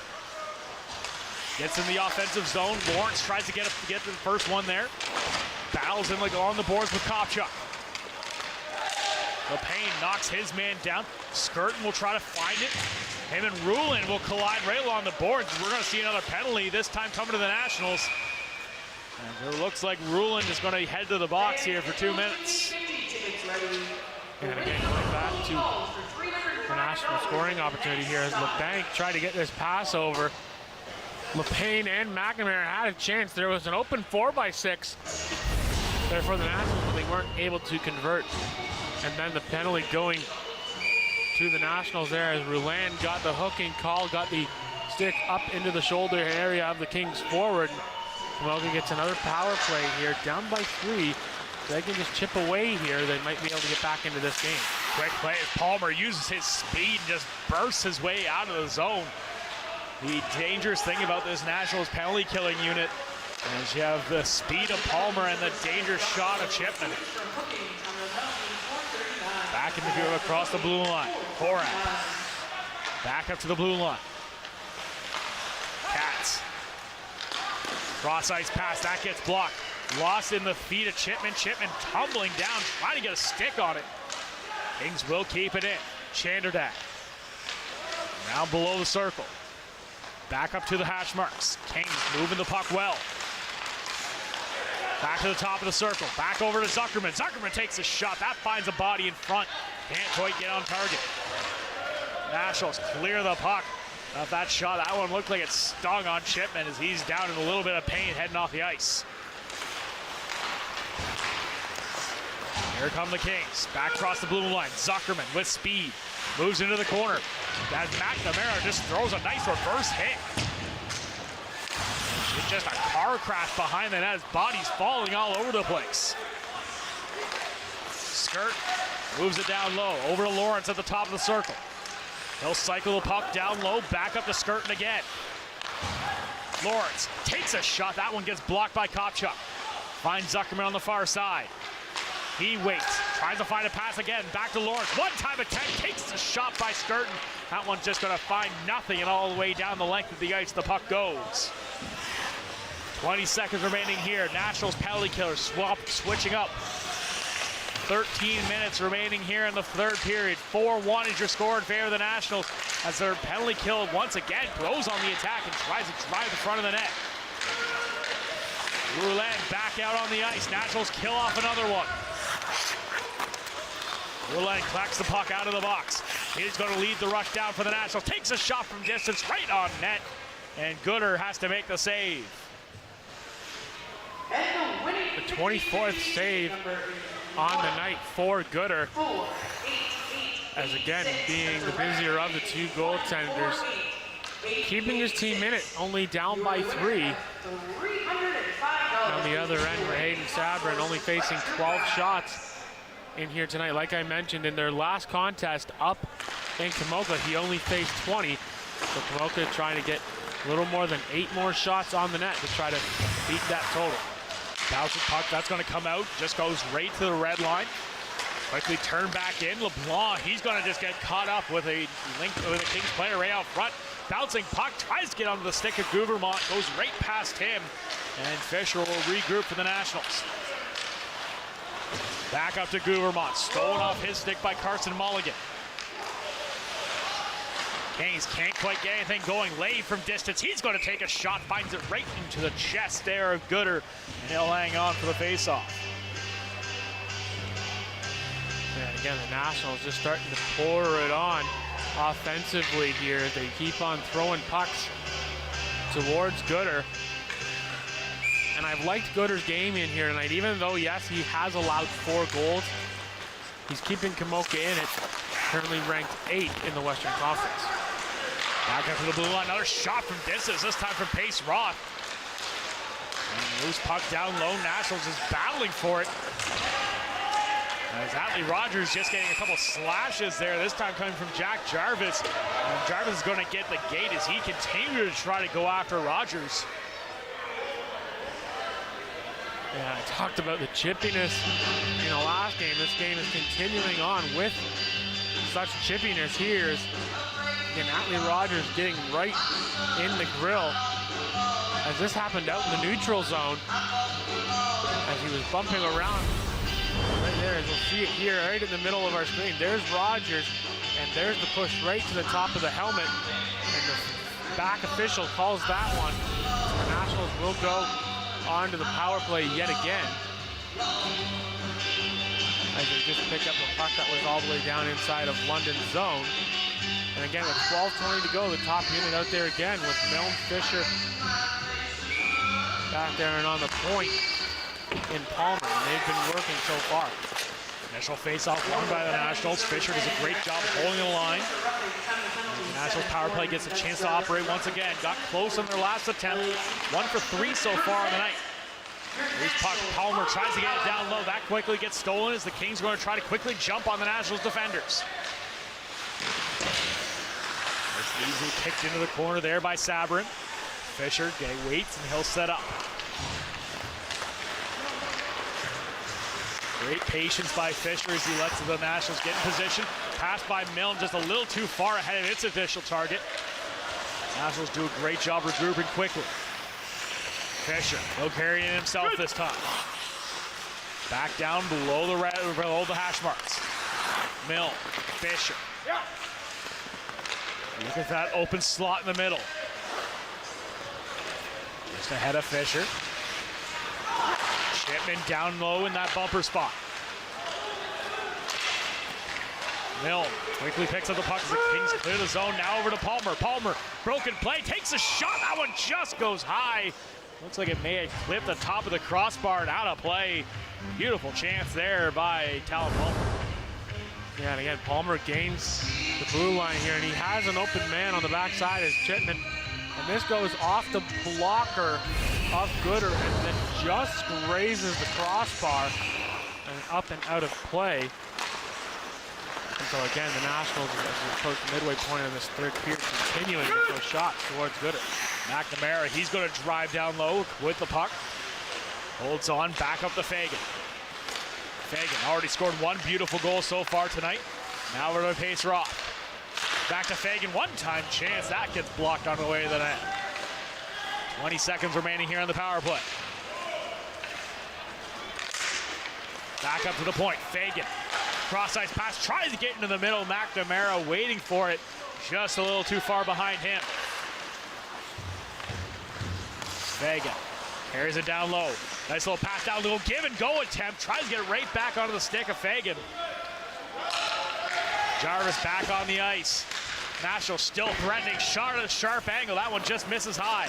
Case Roth keeps it in. He takes a shot back to flex off one of the Kings players and almost finds the side of the net. Pass intended for Fagan at the blue line. He thought he had a man behind him. But it was McNamara going off for a change. LePayne now. He'll bring it across the blue line. Gets it down low for Milne. Milne tries to drive the net. Kings managed to get a hold of it. It's deflected aside.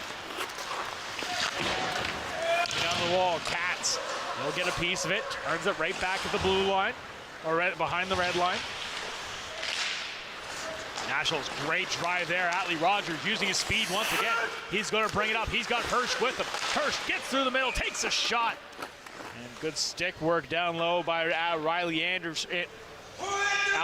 to get a piece of it and deflect it into the netting. Man, I like this line with Atlee Rogers and Hirsch and Milne. That's been the kind of offense that we want to see from the Nationals. Now they've got Milne out there as well. And so far, this line has really done a good job on the offensive side of the puck.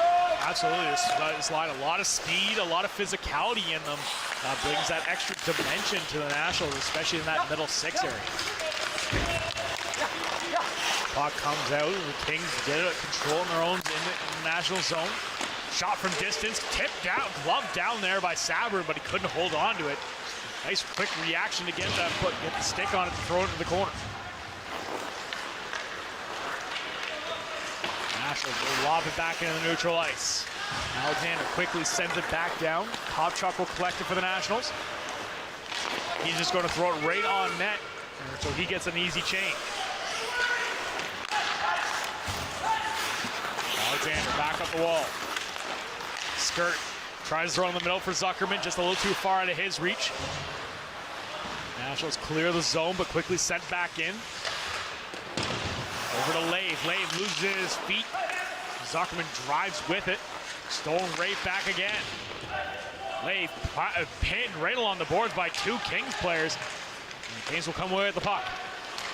Thrown up the boards. Kept it by Walker. Walker can't hold the line, however. And the puck just given away back to the Nationals. 8:08 remaining here in the third period. 4-1's your score. That puck will go for an icing and will come all the way back down in the National zone. 7:15 against the St. Mary's Legions right here at the Western Fair Sports Center. Attendance for tonight's Shot now 29-14 in favor of the Nationals, as Gooder has had his work cut out for him here in the third. Nothing got past him so far, but has done a great job at shutting anything down coming his way. Puck come out, Miller. Brings it out. He's got two with him. Down low, Miller. Backhand chance out front. Trying to get a loose puck on the rebound there. His Builder. As Miller and Builder battle for the puck behind the net for the Nationals. It finally squeaks out. On the wall, lead pass was intended for Chanderdat, but just a little too far ahead of him. So we're going to reset and come all the way back down into Kings territory. And again, we'll take a look at this rush play. As it just missed opportunity there for Blake Builder, as he just about got his first GOJHL goal. As Nationals doing a good job of working the puck down low and trying to make those cross-ice passes, but just not finding the tape yet. It's got a couple weeks now back-to-back where the Nationals have had some key impact from some of their call-ups. Always good when some of the younger talent can come in and help, especially when the Nationals are missing such big impact players on the team. Still, as we said, no Riley Wood in the lineup, and we've still yet to see Brody Gillis, who we have been told will be part of this team once he is healthy. Back of the blue line, another shot from distance. That finds a body out front. Bouncing puck still gets on net now, as Gooder will find it and hang on. Just under 7 minutes remaining here in the third. Yeah, and that's just good patience there by Gooder.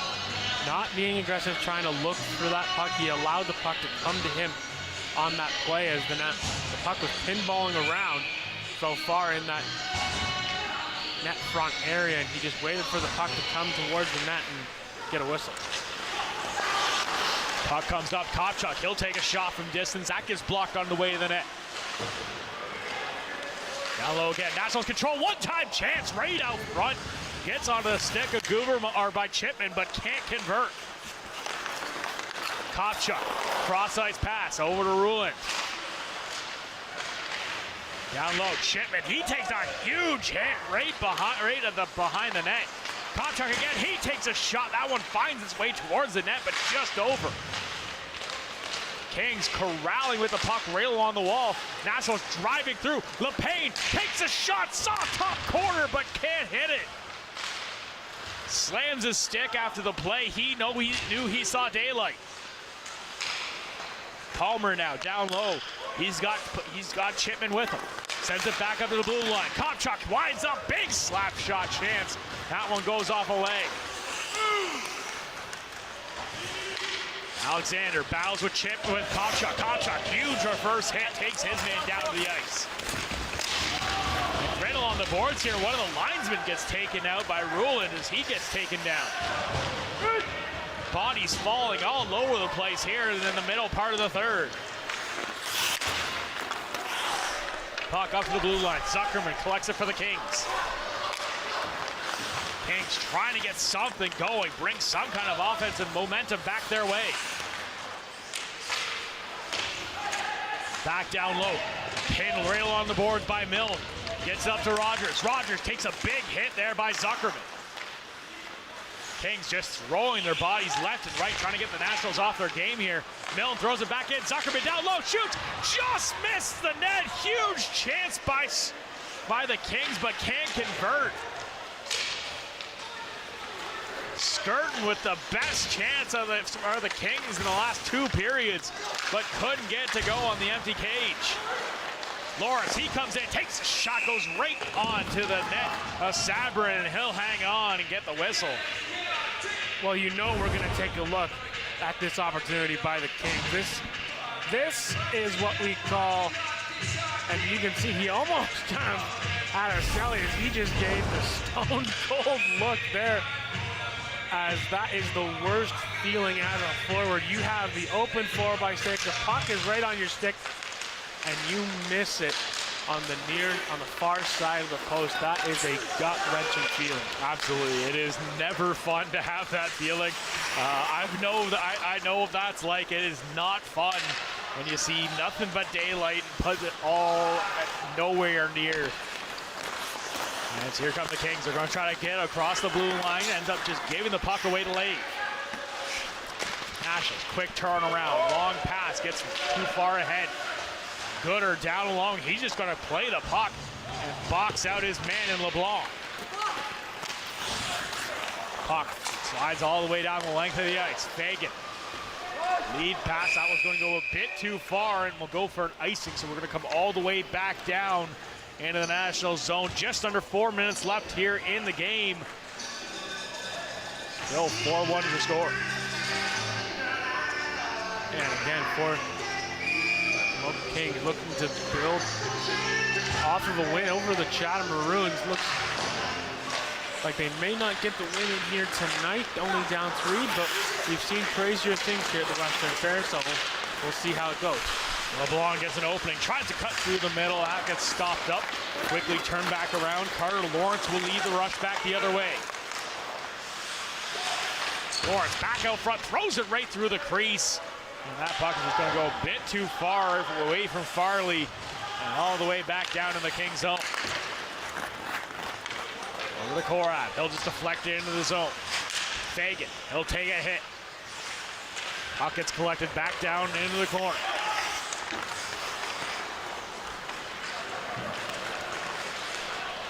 The Nationals trying to reset, bring it up to the blue line and out. Now to the stick of Builder. Builder, cross-ice pass over to McNamara.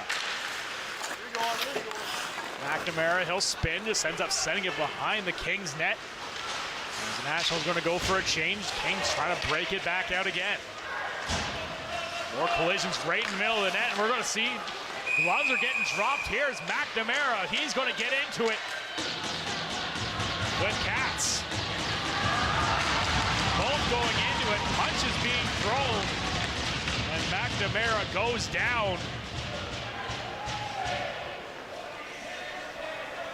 You could see that building and building as the water started to simmer throughout this period. It finally boils over.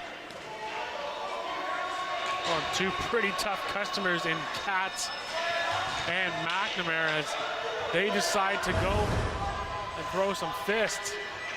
And again, right out in front, you can see the hit thrown there by Twig, and McNamara's right in the thick of it, and he decides just to start throwing. And the gloves come off of Cats, as you can see. The bucket comes off from McNamara. He pulls it off. And then finally McNamara loses a glove and he gets taken down by Cats as Cats still throwing the fists. First real tilt that we've seen here at the Western Fair. And we haven't really seen one in the last couple of seasons where we've seen the guys just decide to go for it. And no surprise that Quinn McNamara gets involved in two pretty tough customers there, and we'll see what the penalties are. I assume just giving them the 10-minute misconduct each and sending them to the dressing room at this point. Most likely will be the case. As we are still going to be staying on 5-on-5 here for the last 3 minutes. And Skirt will bring it down behind the net. Tries to move it, puck along for another Kings player, but quickly turned back over for the Nationals. Stolen again by Riley Alexander. That puck gets tipped and that will go out of play. We'll reset here. 5 minutes for fighting and game misconducts for both Cats and McNamara. Yes, both guys will sit out, and it's always good to see some former Nationals here in the building. Sam O'Reilly standing off here to our left. He had a pretty big impact with this Nationals team last season. Absolutely, and starting out strong here as well. His season with the London Knights as well. As here come the Nationals once again. They're going to bring it in. Takes a shot. That one gets tipped aside again by Gooder. Little kick play down low by Atlee Rogers as he tries to move the puck in front of the net. Kings will put it back in the corner. Puck comes out to the red line. 2-minute warning here in the last 2 minutes of the game. Puck gets tipped out. Nationals will collect it again. Fisher will collect it, throw it into the offensive zone. Hilda's retreat. Lawrence tries to move it out. It's stolen off his stick. The Nationals again will try to move it in front of the net. Back and forth goes possession. Puck a little too far, hard for Fisher to get a hold of. Does end up getting a skate on it. Kicks up to Lave. We'll move it to Guvermont across the blue line. Guvermont, big hit right at center ice. Right as the whistle goes. And we're going to see a penalty coming here for slashing on the... I'm trying to figure out exactly who it's going to.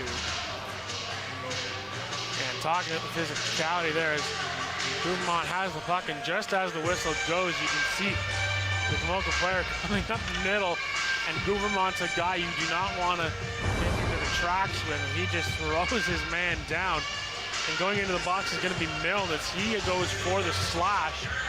So to close out tonight's contest, the Komoka Kings will go on the power play and see if they can end this game with another power play goal. Gotta find your small victories where you can here for the Kings. Any kind of momentum you can build is good. Puck comes up, Fagan will get a hold of it, he's gonna dump it down as we enter our last minute of play. Gooder dishes it over. Last minute of play. Back now by Carter Lawrence. He'll break it out over to Zuckerman.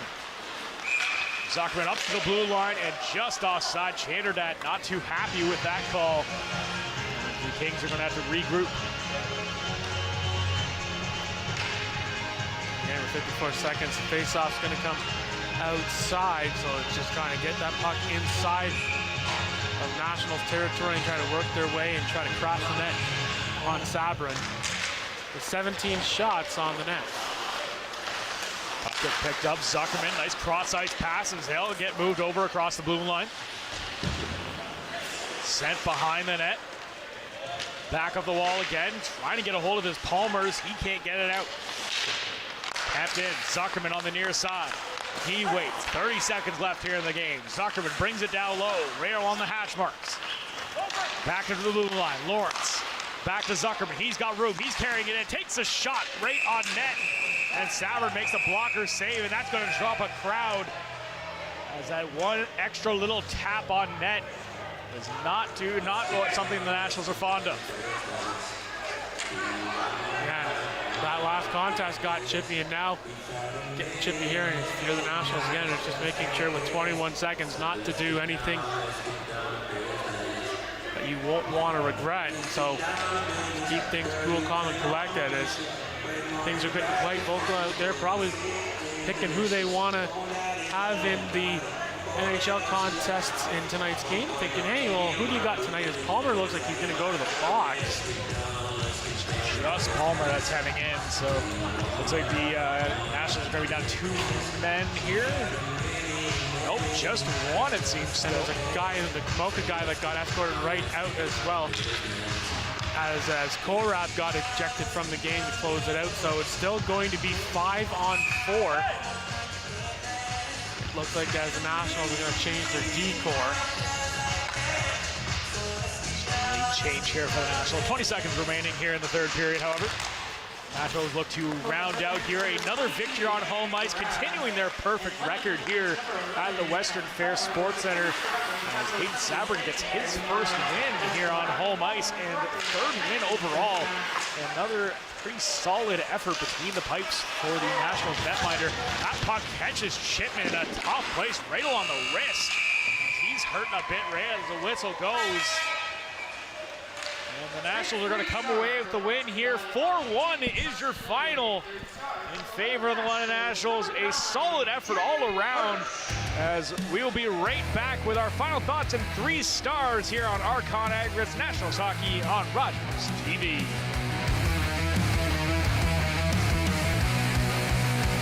This program is brought to you by the following sponsors. This program is brought to you by Ignite TV. Now you're in command.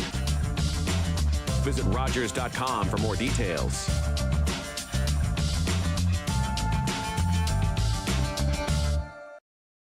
To get 1,000 people and you've never had homelessness, there's no shelter.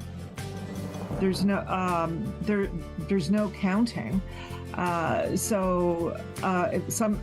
of the communities we went to in the Northwest Territories, quite far north, that had 1,000 people. They have just built their first shelter, and they were saying they were still getting people coming in. Today, I helped a parent feed their family by connecting them to a food program. Today, I helped someone connect with mental health supports. Today, I helped a couple struggling to pay their bills access financial aid. Every day, 211 navigators connect Canadians to critical government and community programs and services. 211. Help starts here.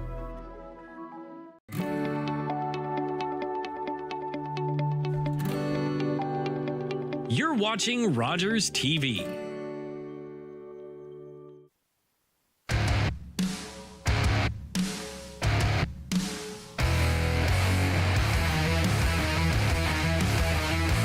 Back here at the Western Fair Sports Center, Nationals win 4-1 over the Komoka Kings in a pretty solid all-around effort by the Nationals. Taking a look at our final scoring summary brought to you by L82 Construction. No scoring here in the third period, but shots overall 33-19 in favor of the Nationals, 11-9 in the third period. So they kept the pressure up. That's one of the hardest things a team can do in that third period is keep your foot on the gas. And that's what the Nationals did. Solid all-around effort. Managed to take that, make sure the Kings had no chance of coming back in this game in the third. Yeah, and that's what you want to have when you're a team in the lead. You want to try to close out games on the right foot, and that's exactly what the Nationals did. Continue to throw shots onto Gooder, and they result in the 2 points, continuing their undefeated streak here at home this season. Absolutely. It was a solid all-around effort for the Nationals and a great win. And with that, we're going to send it down to Taylor for our 3 stars. Taylor? Our 3 stars is presented by Paul Duarte and Associates. Coming in at our 3rd star is Nats defenseman PJ Fagan with his 2nd goal of the year. And for our 2nd star, it's Nolan Milne with his 1st goal. And coming in at number 1 is Hayden Sabrin, who made 18 saves. We will be right back on October 18th at 7 p.m. as the London Nationals take on the St. Mary's Lincolns. Our coverage for the game will start at 7. The game will start at 7:15. On behalf of Kyle, Jeremy, and I, thank you so much for watching, and we'll see you next time.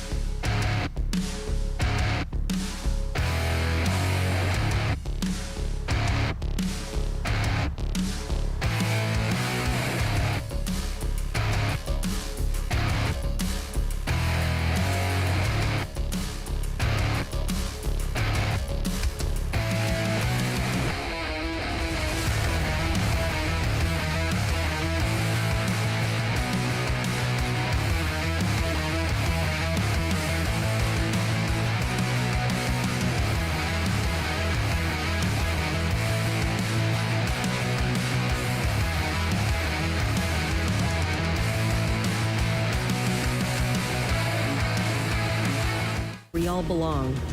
And experience the joy of curling. I belong here. We belong here. We unite, and united we curl. Did you know more than 22 million pounds of plastic pollution end up in the Great Lakes every year? So we're going to chat about the Repair Cafe. Can you tell us a bit about it? This is definitely our most popular event that we run. We started doing these back at our old store on King Street in the old Novak's building.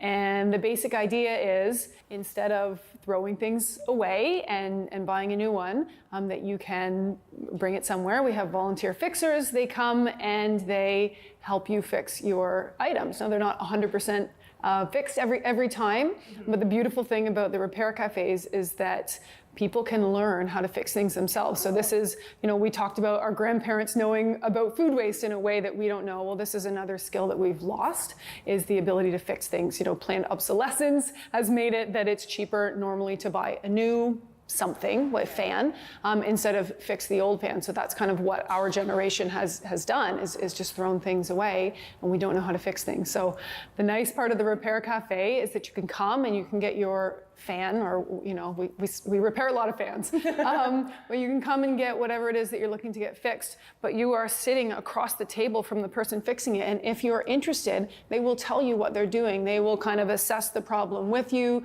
They will show you what they're looking at, show you how to assess things on your own the next time. So it's beautiful in those two ways, that we're keeping things out of landfill, but there's also that skill sharing. And they're just volunteers. They're just kind of coming out and sharing their skill. Yeah, they're just, and they love it. And and the fixers are amazing. It's a really amazing group of humans that come. It's always different people, often, a lot of the same people, but there's a large network of fixers, and, Heenal sends the message out to them before the event that, these are the things that need to be fixed. And then they just say, yes, I can come. No, I can't come. And, it's the beauty of the event, that who shows up, and we never kind of know who's coming. And a lot of the same fixers come out every week, or every month since 2018, when we first started doing these. Still, obviously, break in the pandemic, unfortunately, but now, we're doing them here at Reimagine and at different library branches. We're going to, so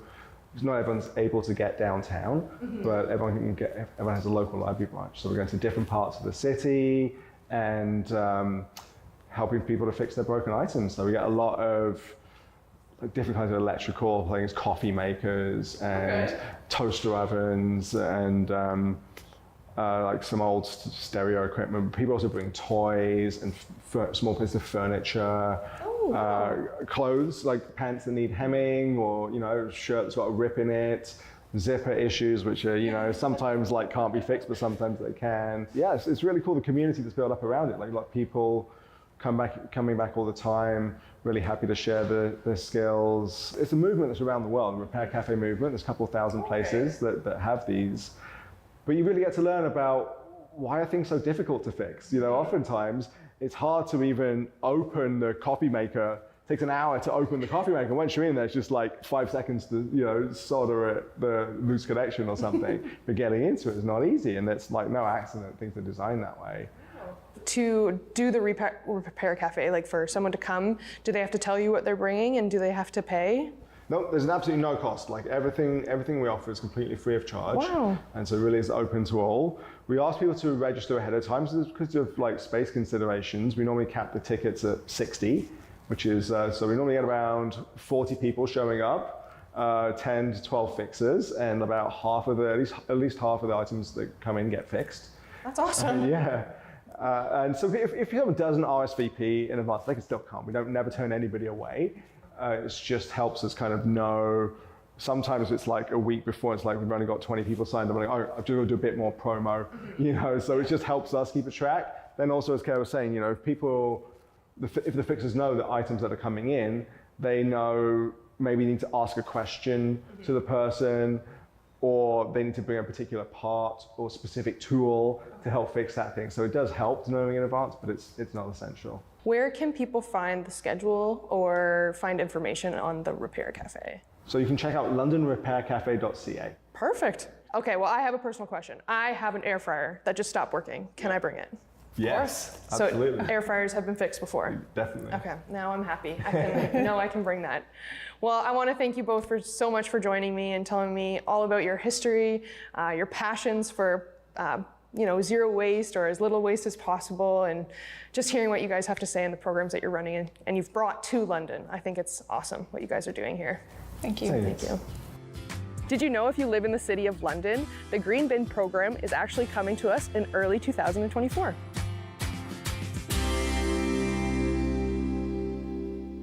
Hello, I'm Liz Dowdswell, Lieutenant Governor of Ontario. In 2008, carbon monoxide, a deadly invisible gas, killed an entire family in our province. That tragedy led to a new law requiring homes with potential CO sources to have alarms. John Gignac's family members passed away that day, and he shares his story to save others. Please make sure you have working CO alarms in your home. Protect your family today. Jermey! Fire! The neighbor's farm is on fire. It's almost to the road. It's heading for us. Help me get the animals out of the barn. The fire's getting closer. I'm on the horse. The house is burning. We gotta get out to the river. Get up. We can't leave everything. Careful. Don't fall. Come on. We have to hurry. Hurry. There's the river. We're going to make it. I can't swim. Yes, you can. Hurry, hurry. You must get in. I can't. Watch out for sparks. His hair's on fire. Keep their hair wet. In May 1870, fires raged along the Saguenay River for more than 150 kilometers, destroying land and lives. One family survived by dousing themselves all night against the searing heat. One family, among the thousands whose resourcefulness and courage shaped the character of this land. Did you know if you live in the City of London, the Green Bin program is actually coming to us in early 2024? Thank you for joining me and learning all about the different package-free and plastic-free options here at Reimagine Co. Until next time, see you in nature.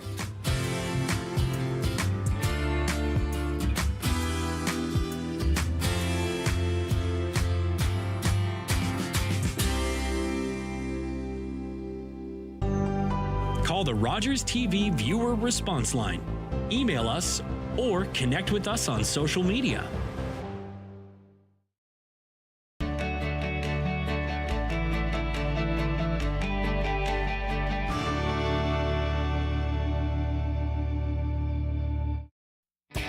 Jeff from Chillin' and Grillin' with Jeff here, and we're back for another fantastic season of Chillin' and Grillin' with Jeff.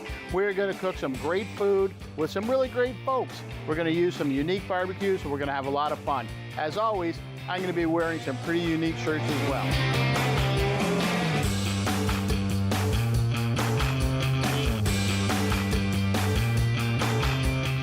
Watch Chillin' and Grillin' with Jeff Thursdays at 7:30.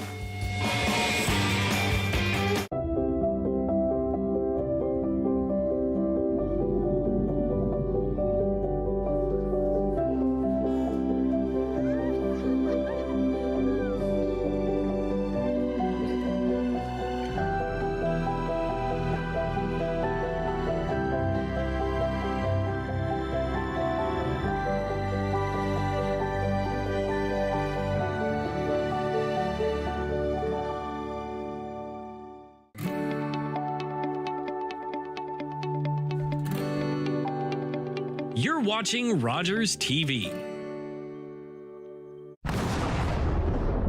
This is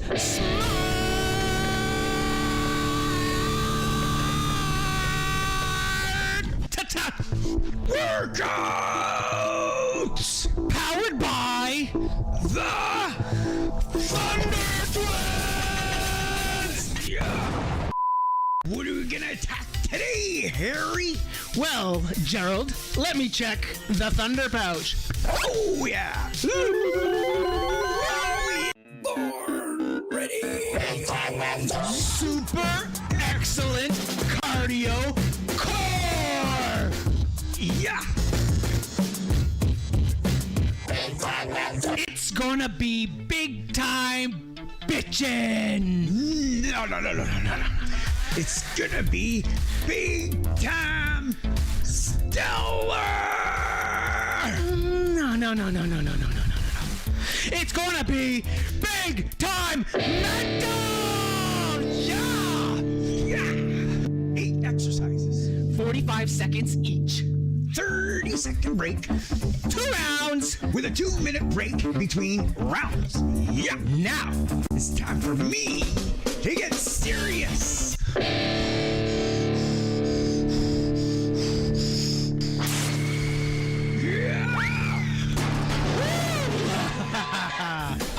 Firstly, gladiators. Gerald's gonna pull his knees opposite side and back down. Yeah. Show them a modifier, Gerald. Down. Yeah. Just gotta put the knees down. Boom. Secondly, the big time Thunder Smash. Look at Harold. He's stacking the joints. Don't forget to stack the joints. What could be a modifier for this, Harry? You would just do it slower and step into it, Gerald. Beauty. Should I have a thirdly, rock and sprawl. Watch your head. The big gym. Oh, yeah. Now, how would you modify this one, Jerry? Oh, just easy peasy. Get down, way back, and you can push up like this. Come back down through. Keep everything touching. Fourthly, striders. Striders. What could be a modifier, Harry? To modify this, I'd stand up a bit and just take my time. Oh, yeah. I'd just go a little bit slower, Gerald. That's all I do. Fifthly, shoppers. Ooh. Now, how would you modify this, Jerry? All you do, instead of hopping, just bring it up. Okay. Sixthly, locomotive. The locomotive. Here we go, locomotive. Oh yeah, bring the knees all the way up. To modify, I'm just going to slow it down. Seventhly, the Thunder March.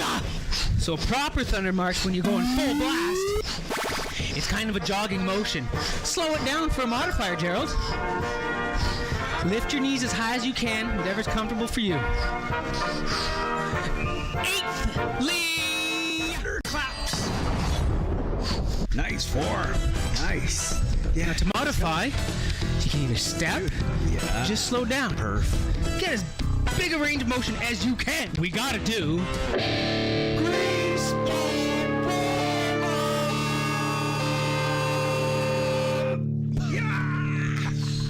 Remember, it's your warm-up.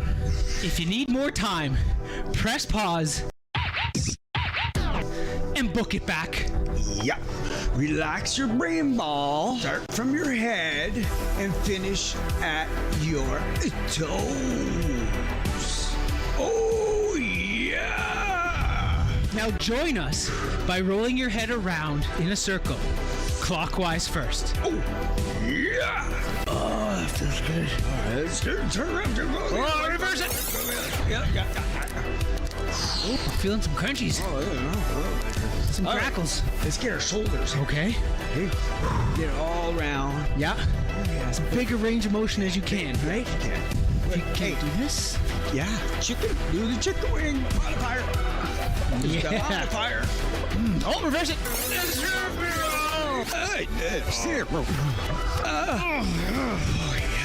Okay. Let's move down to our elbows. Nice. Oh. What do you recommend? Oh, yeah. We call this one here. Get out of here. This one here. Oh yeah. Let's go the other way. Go the other way. Reverse that. Reversals. All right. Let's get our wrists. Wrists. Let's get the wrists. Okay. Whew. Fire it up. Fire it up. No, go the other way. Go the other way. Oh, that feels good. Gerald, thunder. Oh, what's next? Well, Chris, let's get to our fingers. Let's get to our fingers. Oh, yeah. Get your hands all warm. Yeah. It even helps the forearms. Oh, it's good. Oh, yeah. You can't reverse this one. No. Oh, yeah. All right. Okay. Now let's get the hips. Oh. Stir the paint. Go the same way as you. Whoa. Yeah. Clockwise. Stir the paint. Go the other way. Oh, yeah. Keep it PG, Gerald. PG. All right. Let's get the knee balls. Okay. Together. Okay. Ankles together if you can. All right. Let's go the other way. Oh, yeah. Don't worry, if you need more time, just press pause. Welcome back. Yeah. Oh, yeah. We might be rushing through this because we got an agenda. We got agendas to do. We got to go down the ankle ball. Okay. All right. Let's go up top. Stay down low. Mine's a bit of a modifier. Gerald's got good balance, so you can do this. If you want to do that, hold the wall. Yeah. Count. Reverse it. I'm ready for today. Turn around. The other way. Oh, other way. Other way. Okay. Feel free to take more time if you need it. Yeah, just press pause. And what are they going to do? Book it back. Oh, yeah. Let's attack. Super excellent cardio core.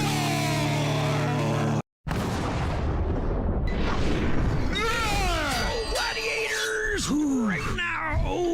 I'll go sideways, sort of. You go sideways? Sort of, just sort of, you know. Remember to alternate. Always stack your joints. Oh, yeah. So I'm doing the full blast version. By being in a plank position. Yeah. I'll go modify. Here's the modify.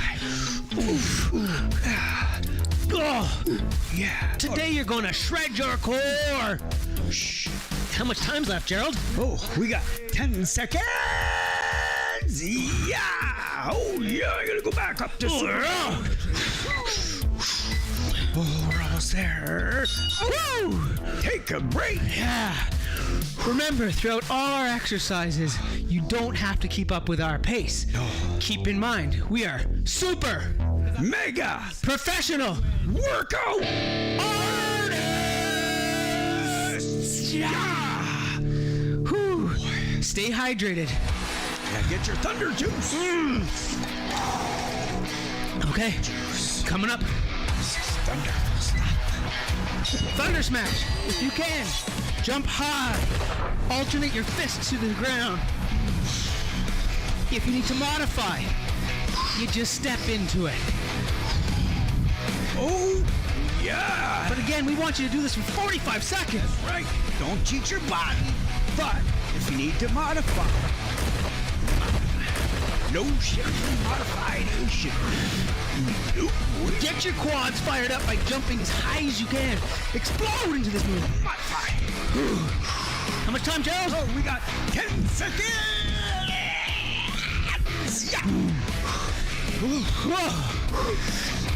Yeah.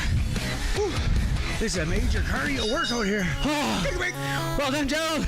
2 down. 2 down of 8. Oh, that gets a core in it. Yes, sir. That's a doozer. That's a big fat doozer. Yeah. Okay, we're going to move on to the third exercise. Don't forget, deep breath. Do you want to do rock and sprawl alternate angles? Sure. Because front to back, I don't know if people catch all at home. Oh, yeah. Get down. Get down. Get dirty. Here we go. On a roll. Push. Here, I'll do the Moddy. Okay. Just for you out there. Because I know you need to see it. Here's Gerald doing the modification. Roll slow. Push back. Get up. Step through. If you need even more, Down to your knee. Down to your knee. Oh. Come back. Come back. Oh. Yeah. Yeah. Oh. That's a lottie. I'm just showing them. 10 seconds!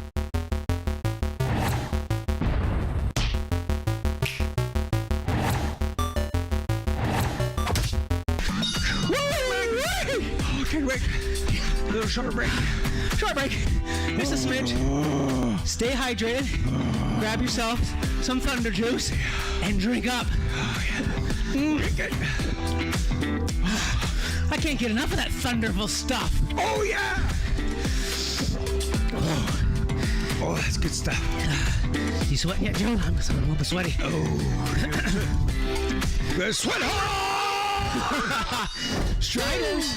Other side to side. Oh no, how are we gonna do this? Okay, we don't want to bump. We'll go back and forth like okay, this. Ready? Ready! Oh, yeah. Low, slow, and control. Oh, yeah! Low, slow, and control. Here's a modifier. I'm just stepping into it. I can't get low. I won't get low. Do what you can do, but don't cheat your body. Remember, Thunder's flutter! We've got 10 seconds! Oh, yeah, we do! Oh, my thighs! Whew, my biceps femoris! Oh, yeah! Oh, yeah. Big break! Oh, gosh. Ooh, you feeling that a little bit in my gluteus maximus! Oh, yeah! Okay. It's the locomotive next. No. Shotters is next. Dang it. Get away with one more. Ah. Oh, I'm not tired. I'm just pretending to be tired. So I don't make guys feel bad. Yeah. These aren't deep breaths. Oh, no. Sucking wind. Okay. Shotters. Okay. Yeah, whoa. Angled. It's brilliant. Modified. Yeah. Let's go back. Touch your toes or touch your ankle, whichever's more comfortable. Yeah. But if you can do the ultra way. Good job, Gerald. Your form is looking A-okay. Look at you. Look at this. Harry. Nice range of motion. Good speed. I'll get back into it. Yeah. Smile at Harry. We've got 10 seconds. Oh, yeah, we do. Just showing them different angles, right? Oh, yeah. Woo. Here's a reversal. Oh, yeah. Break. Keep hydrated. If you're sweaty, dab down. Woo, woo. Woo. Oh, yeah. Got some plum sauce going on. Oh, what are you doing there, Harry? Just goofing with you. Woo.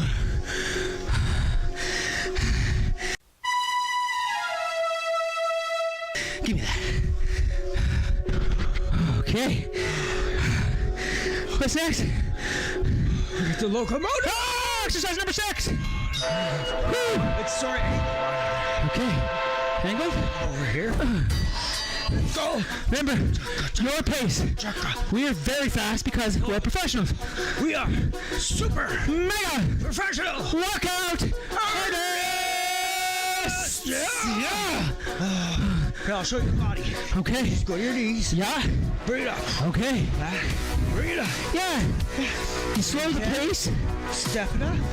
Yeah. Every day. No shame. You go faster. It's all good. Don't worry about it. 10 seconds. Oh, yeah, we do. That's looking good. You're straighter than a straight line. Yeah. From head to toe. Oh, yeah. Here we go.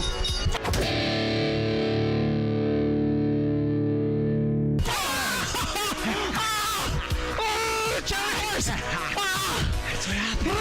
What do you better do? Put your sweat on my face. Oh, no way. You sweat hard. You sweat hard.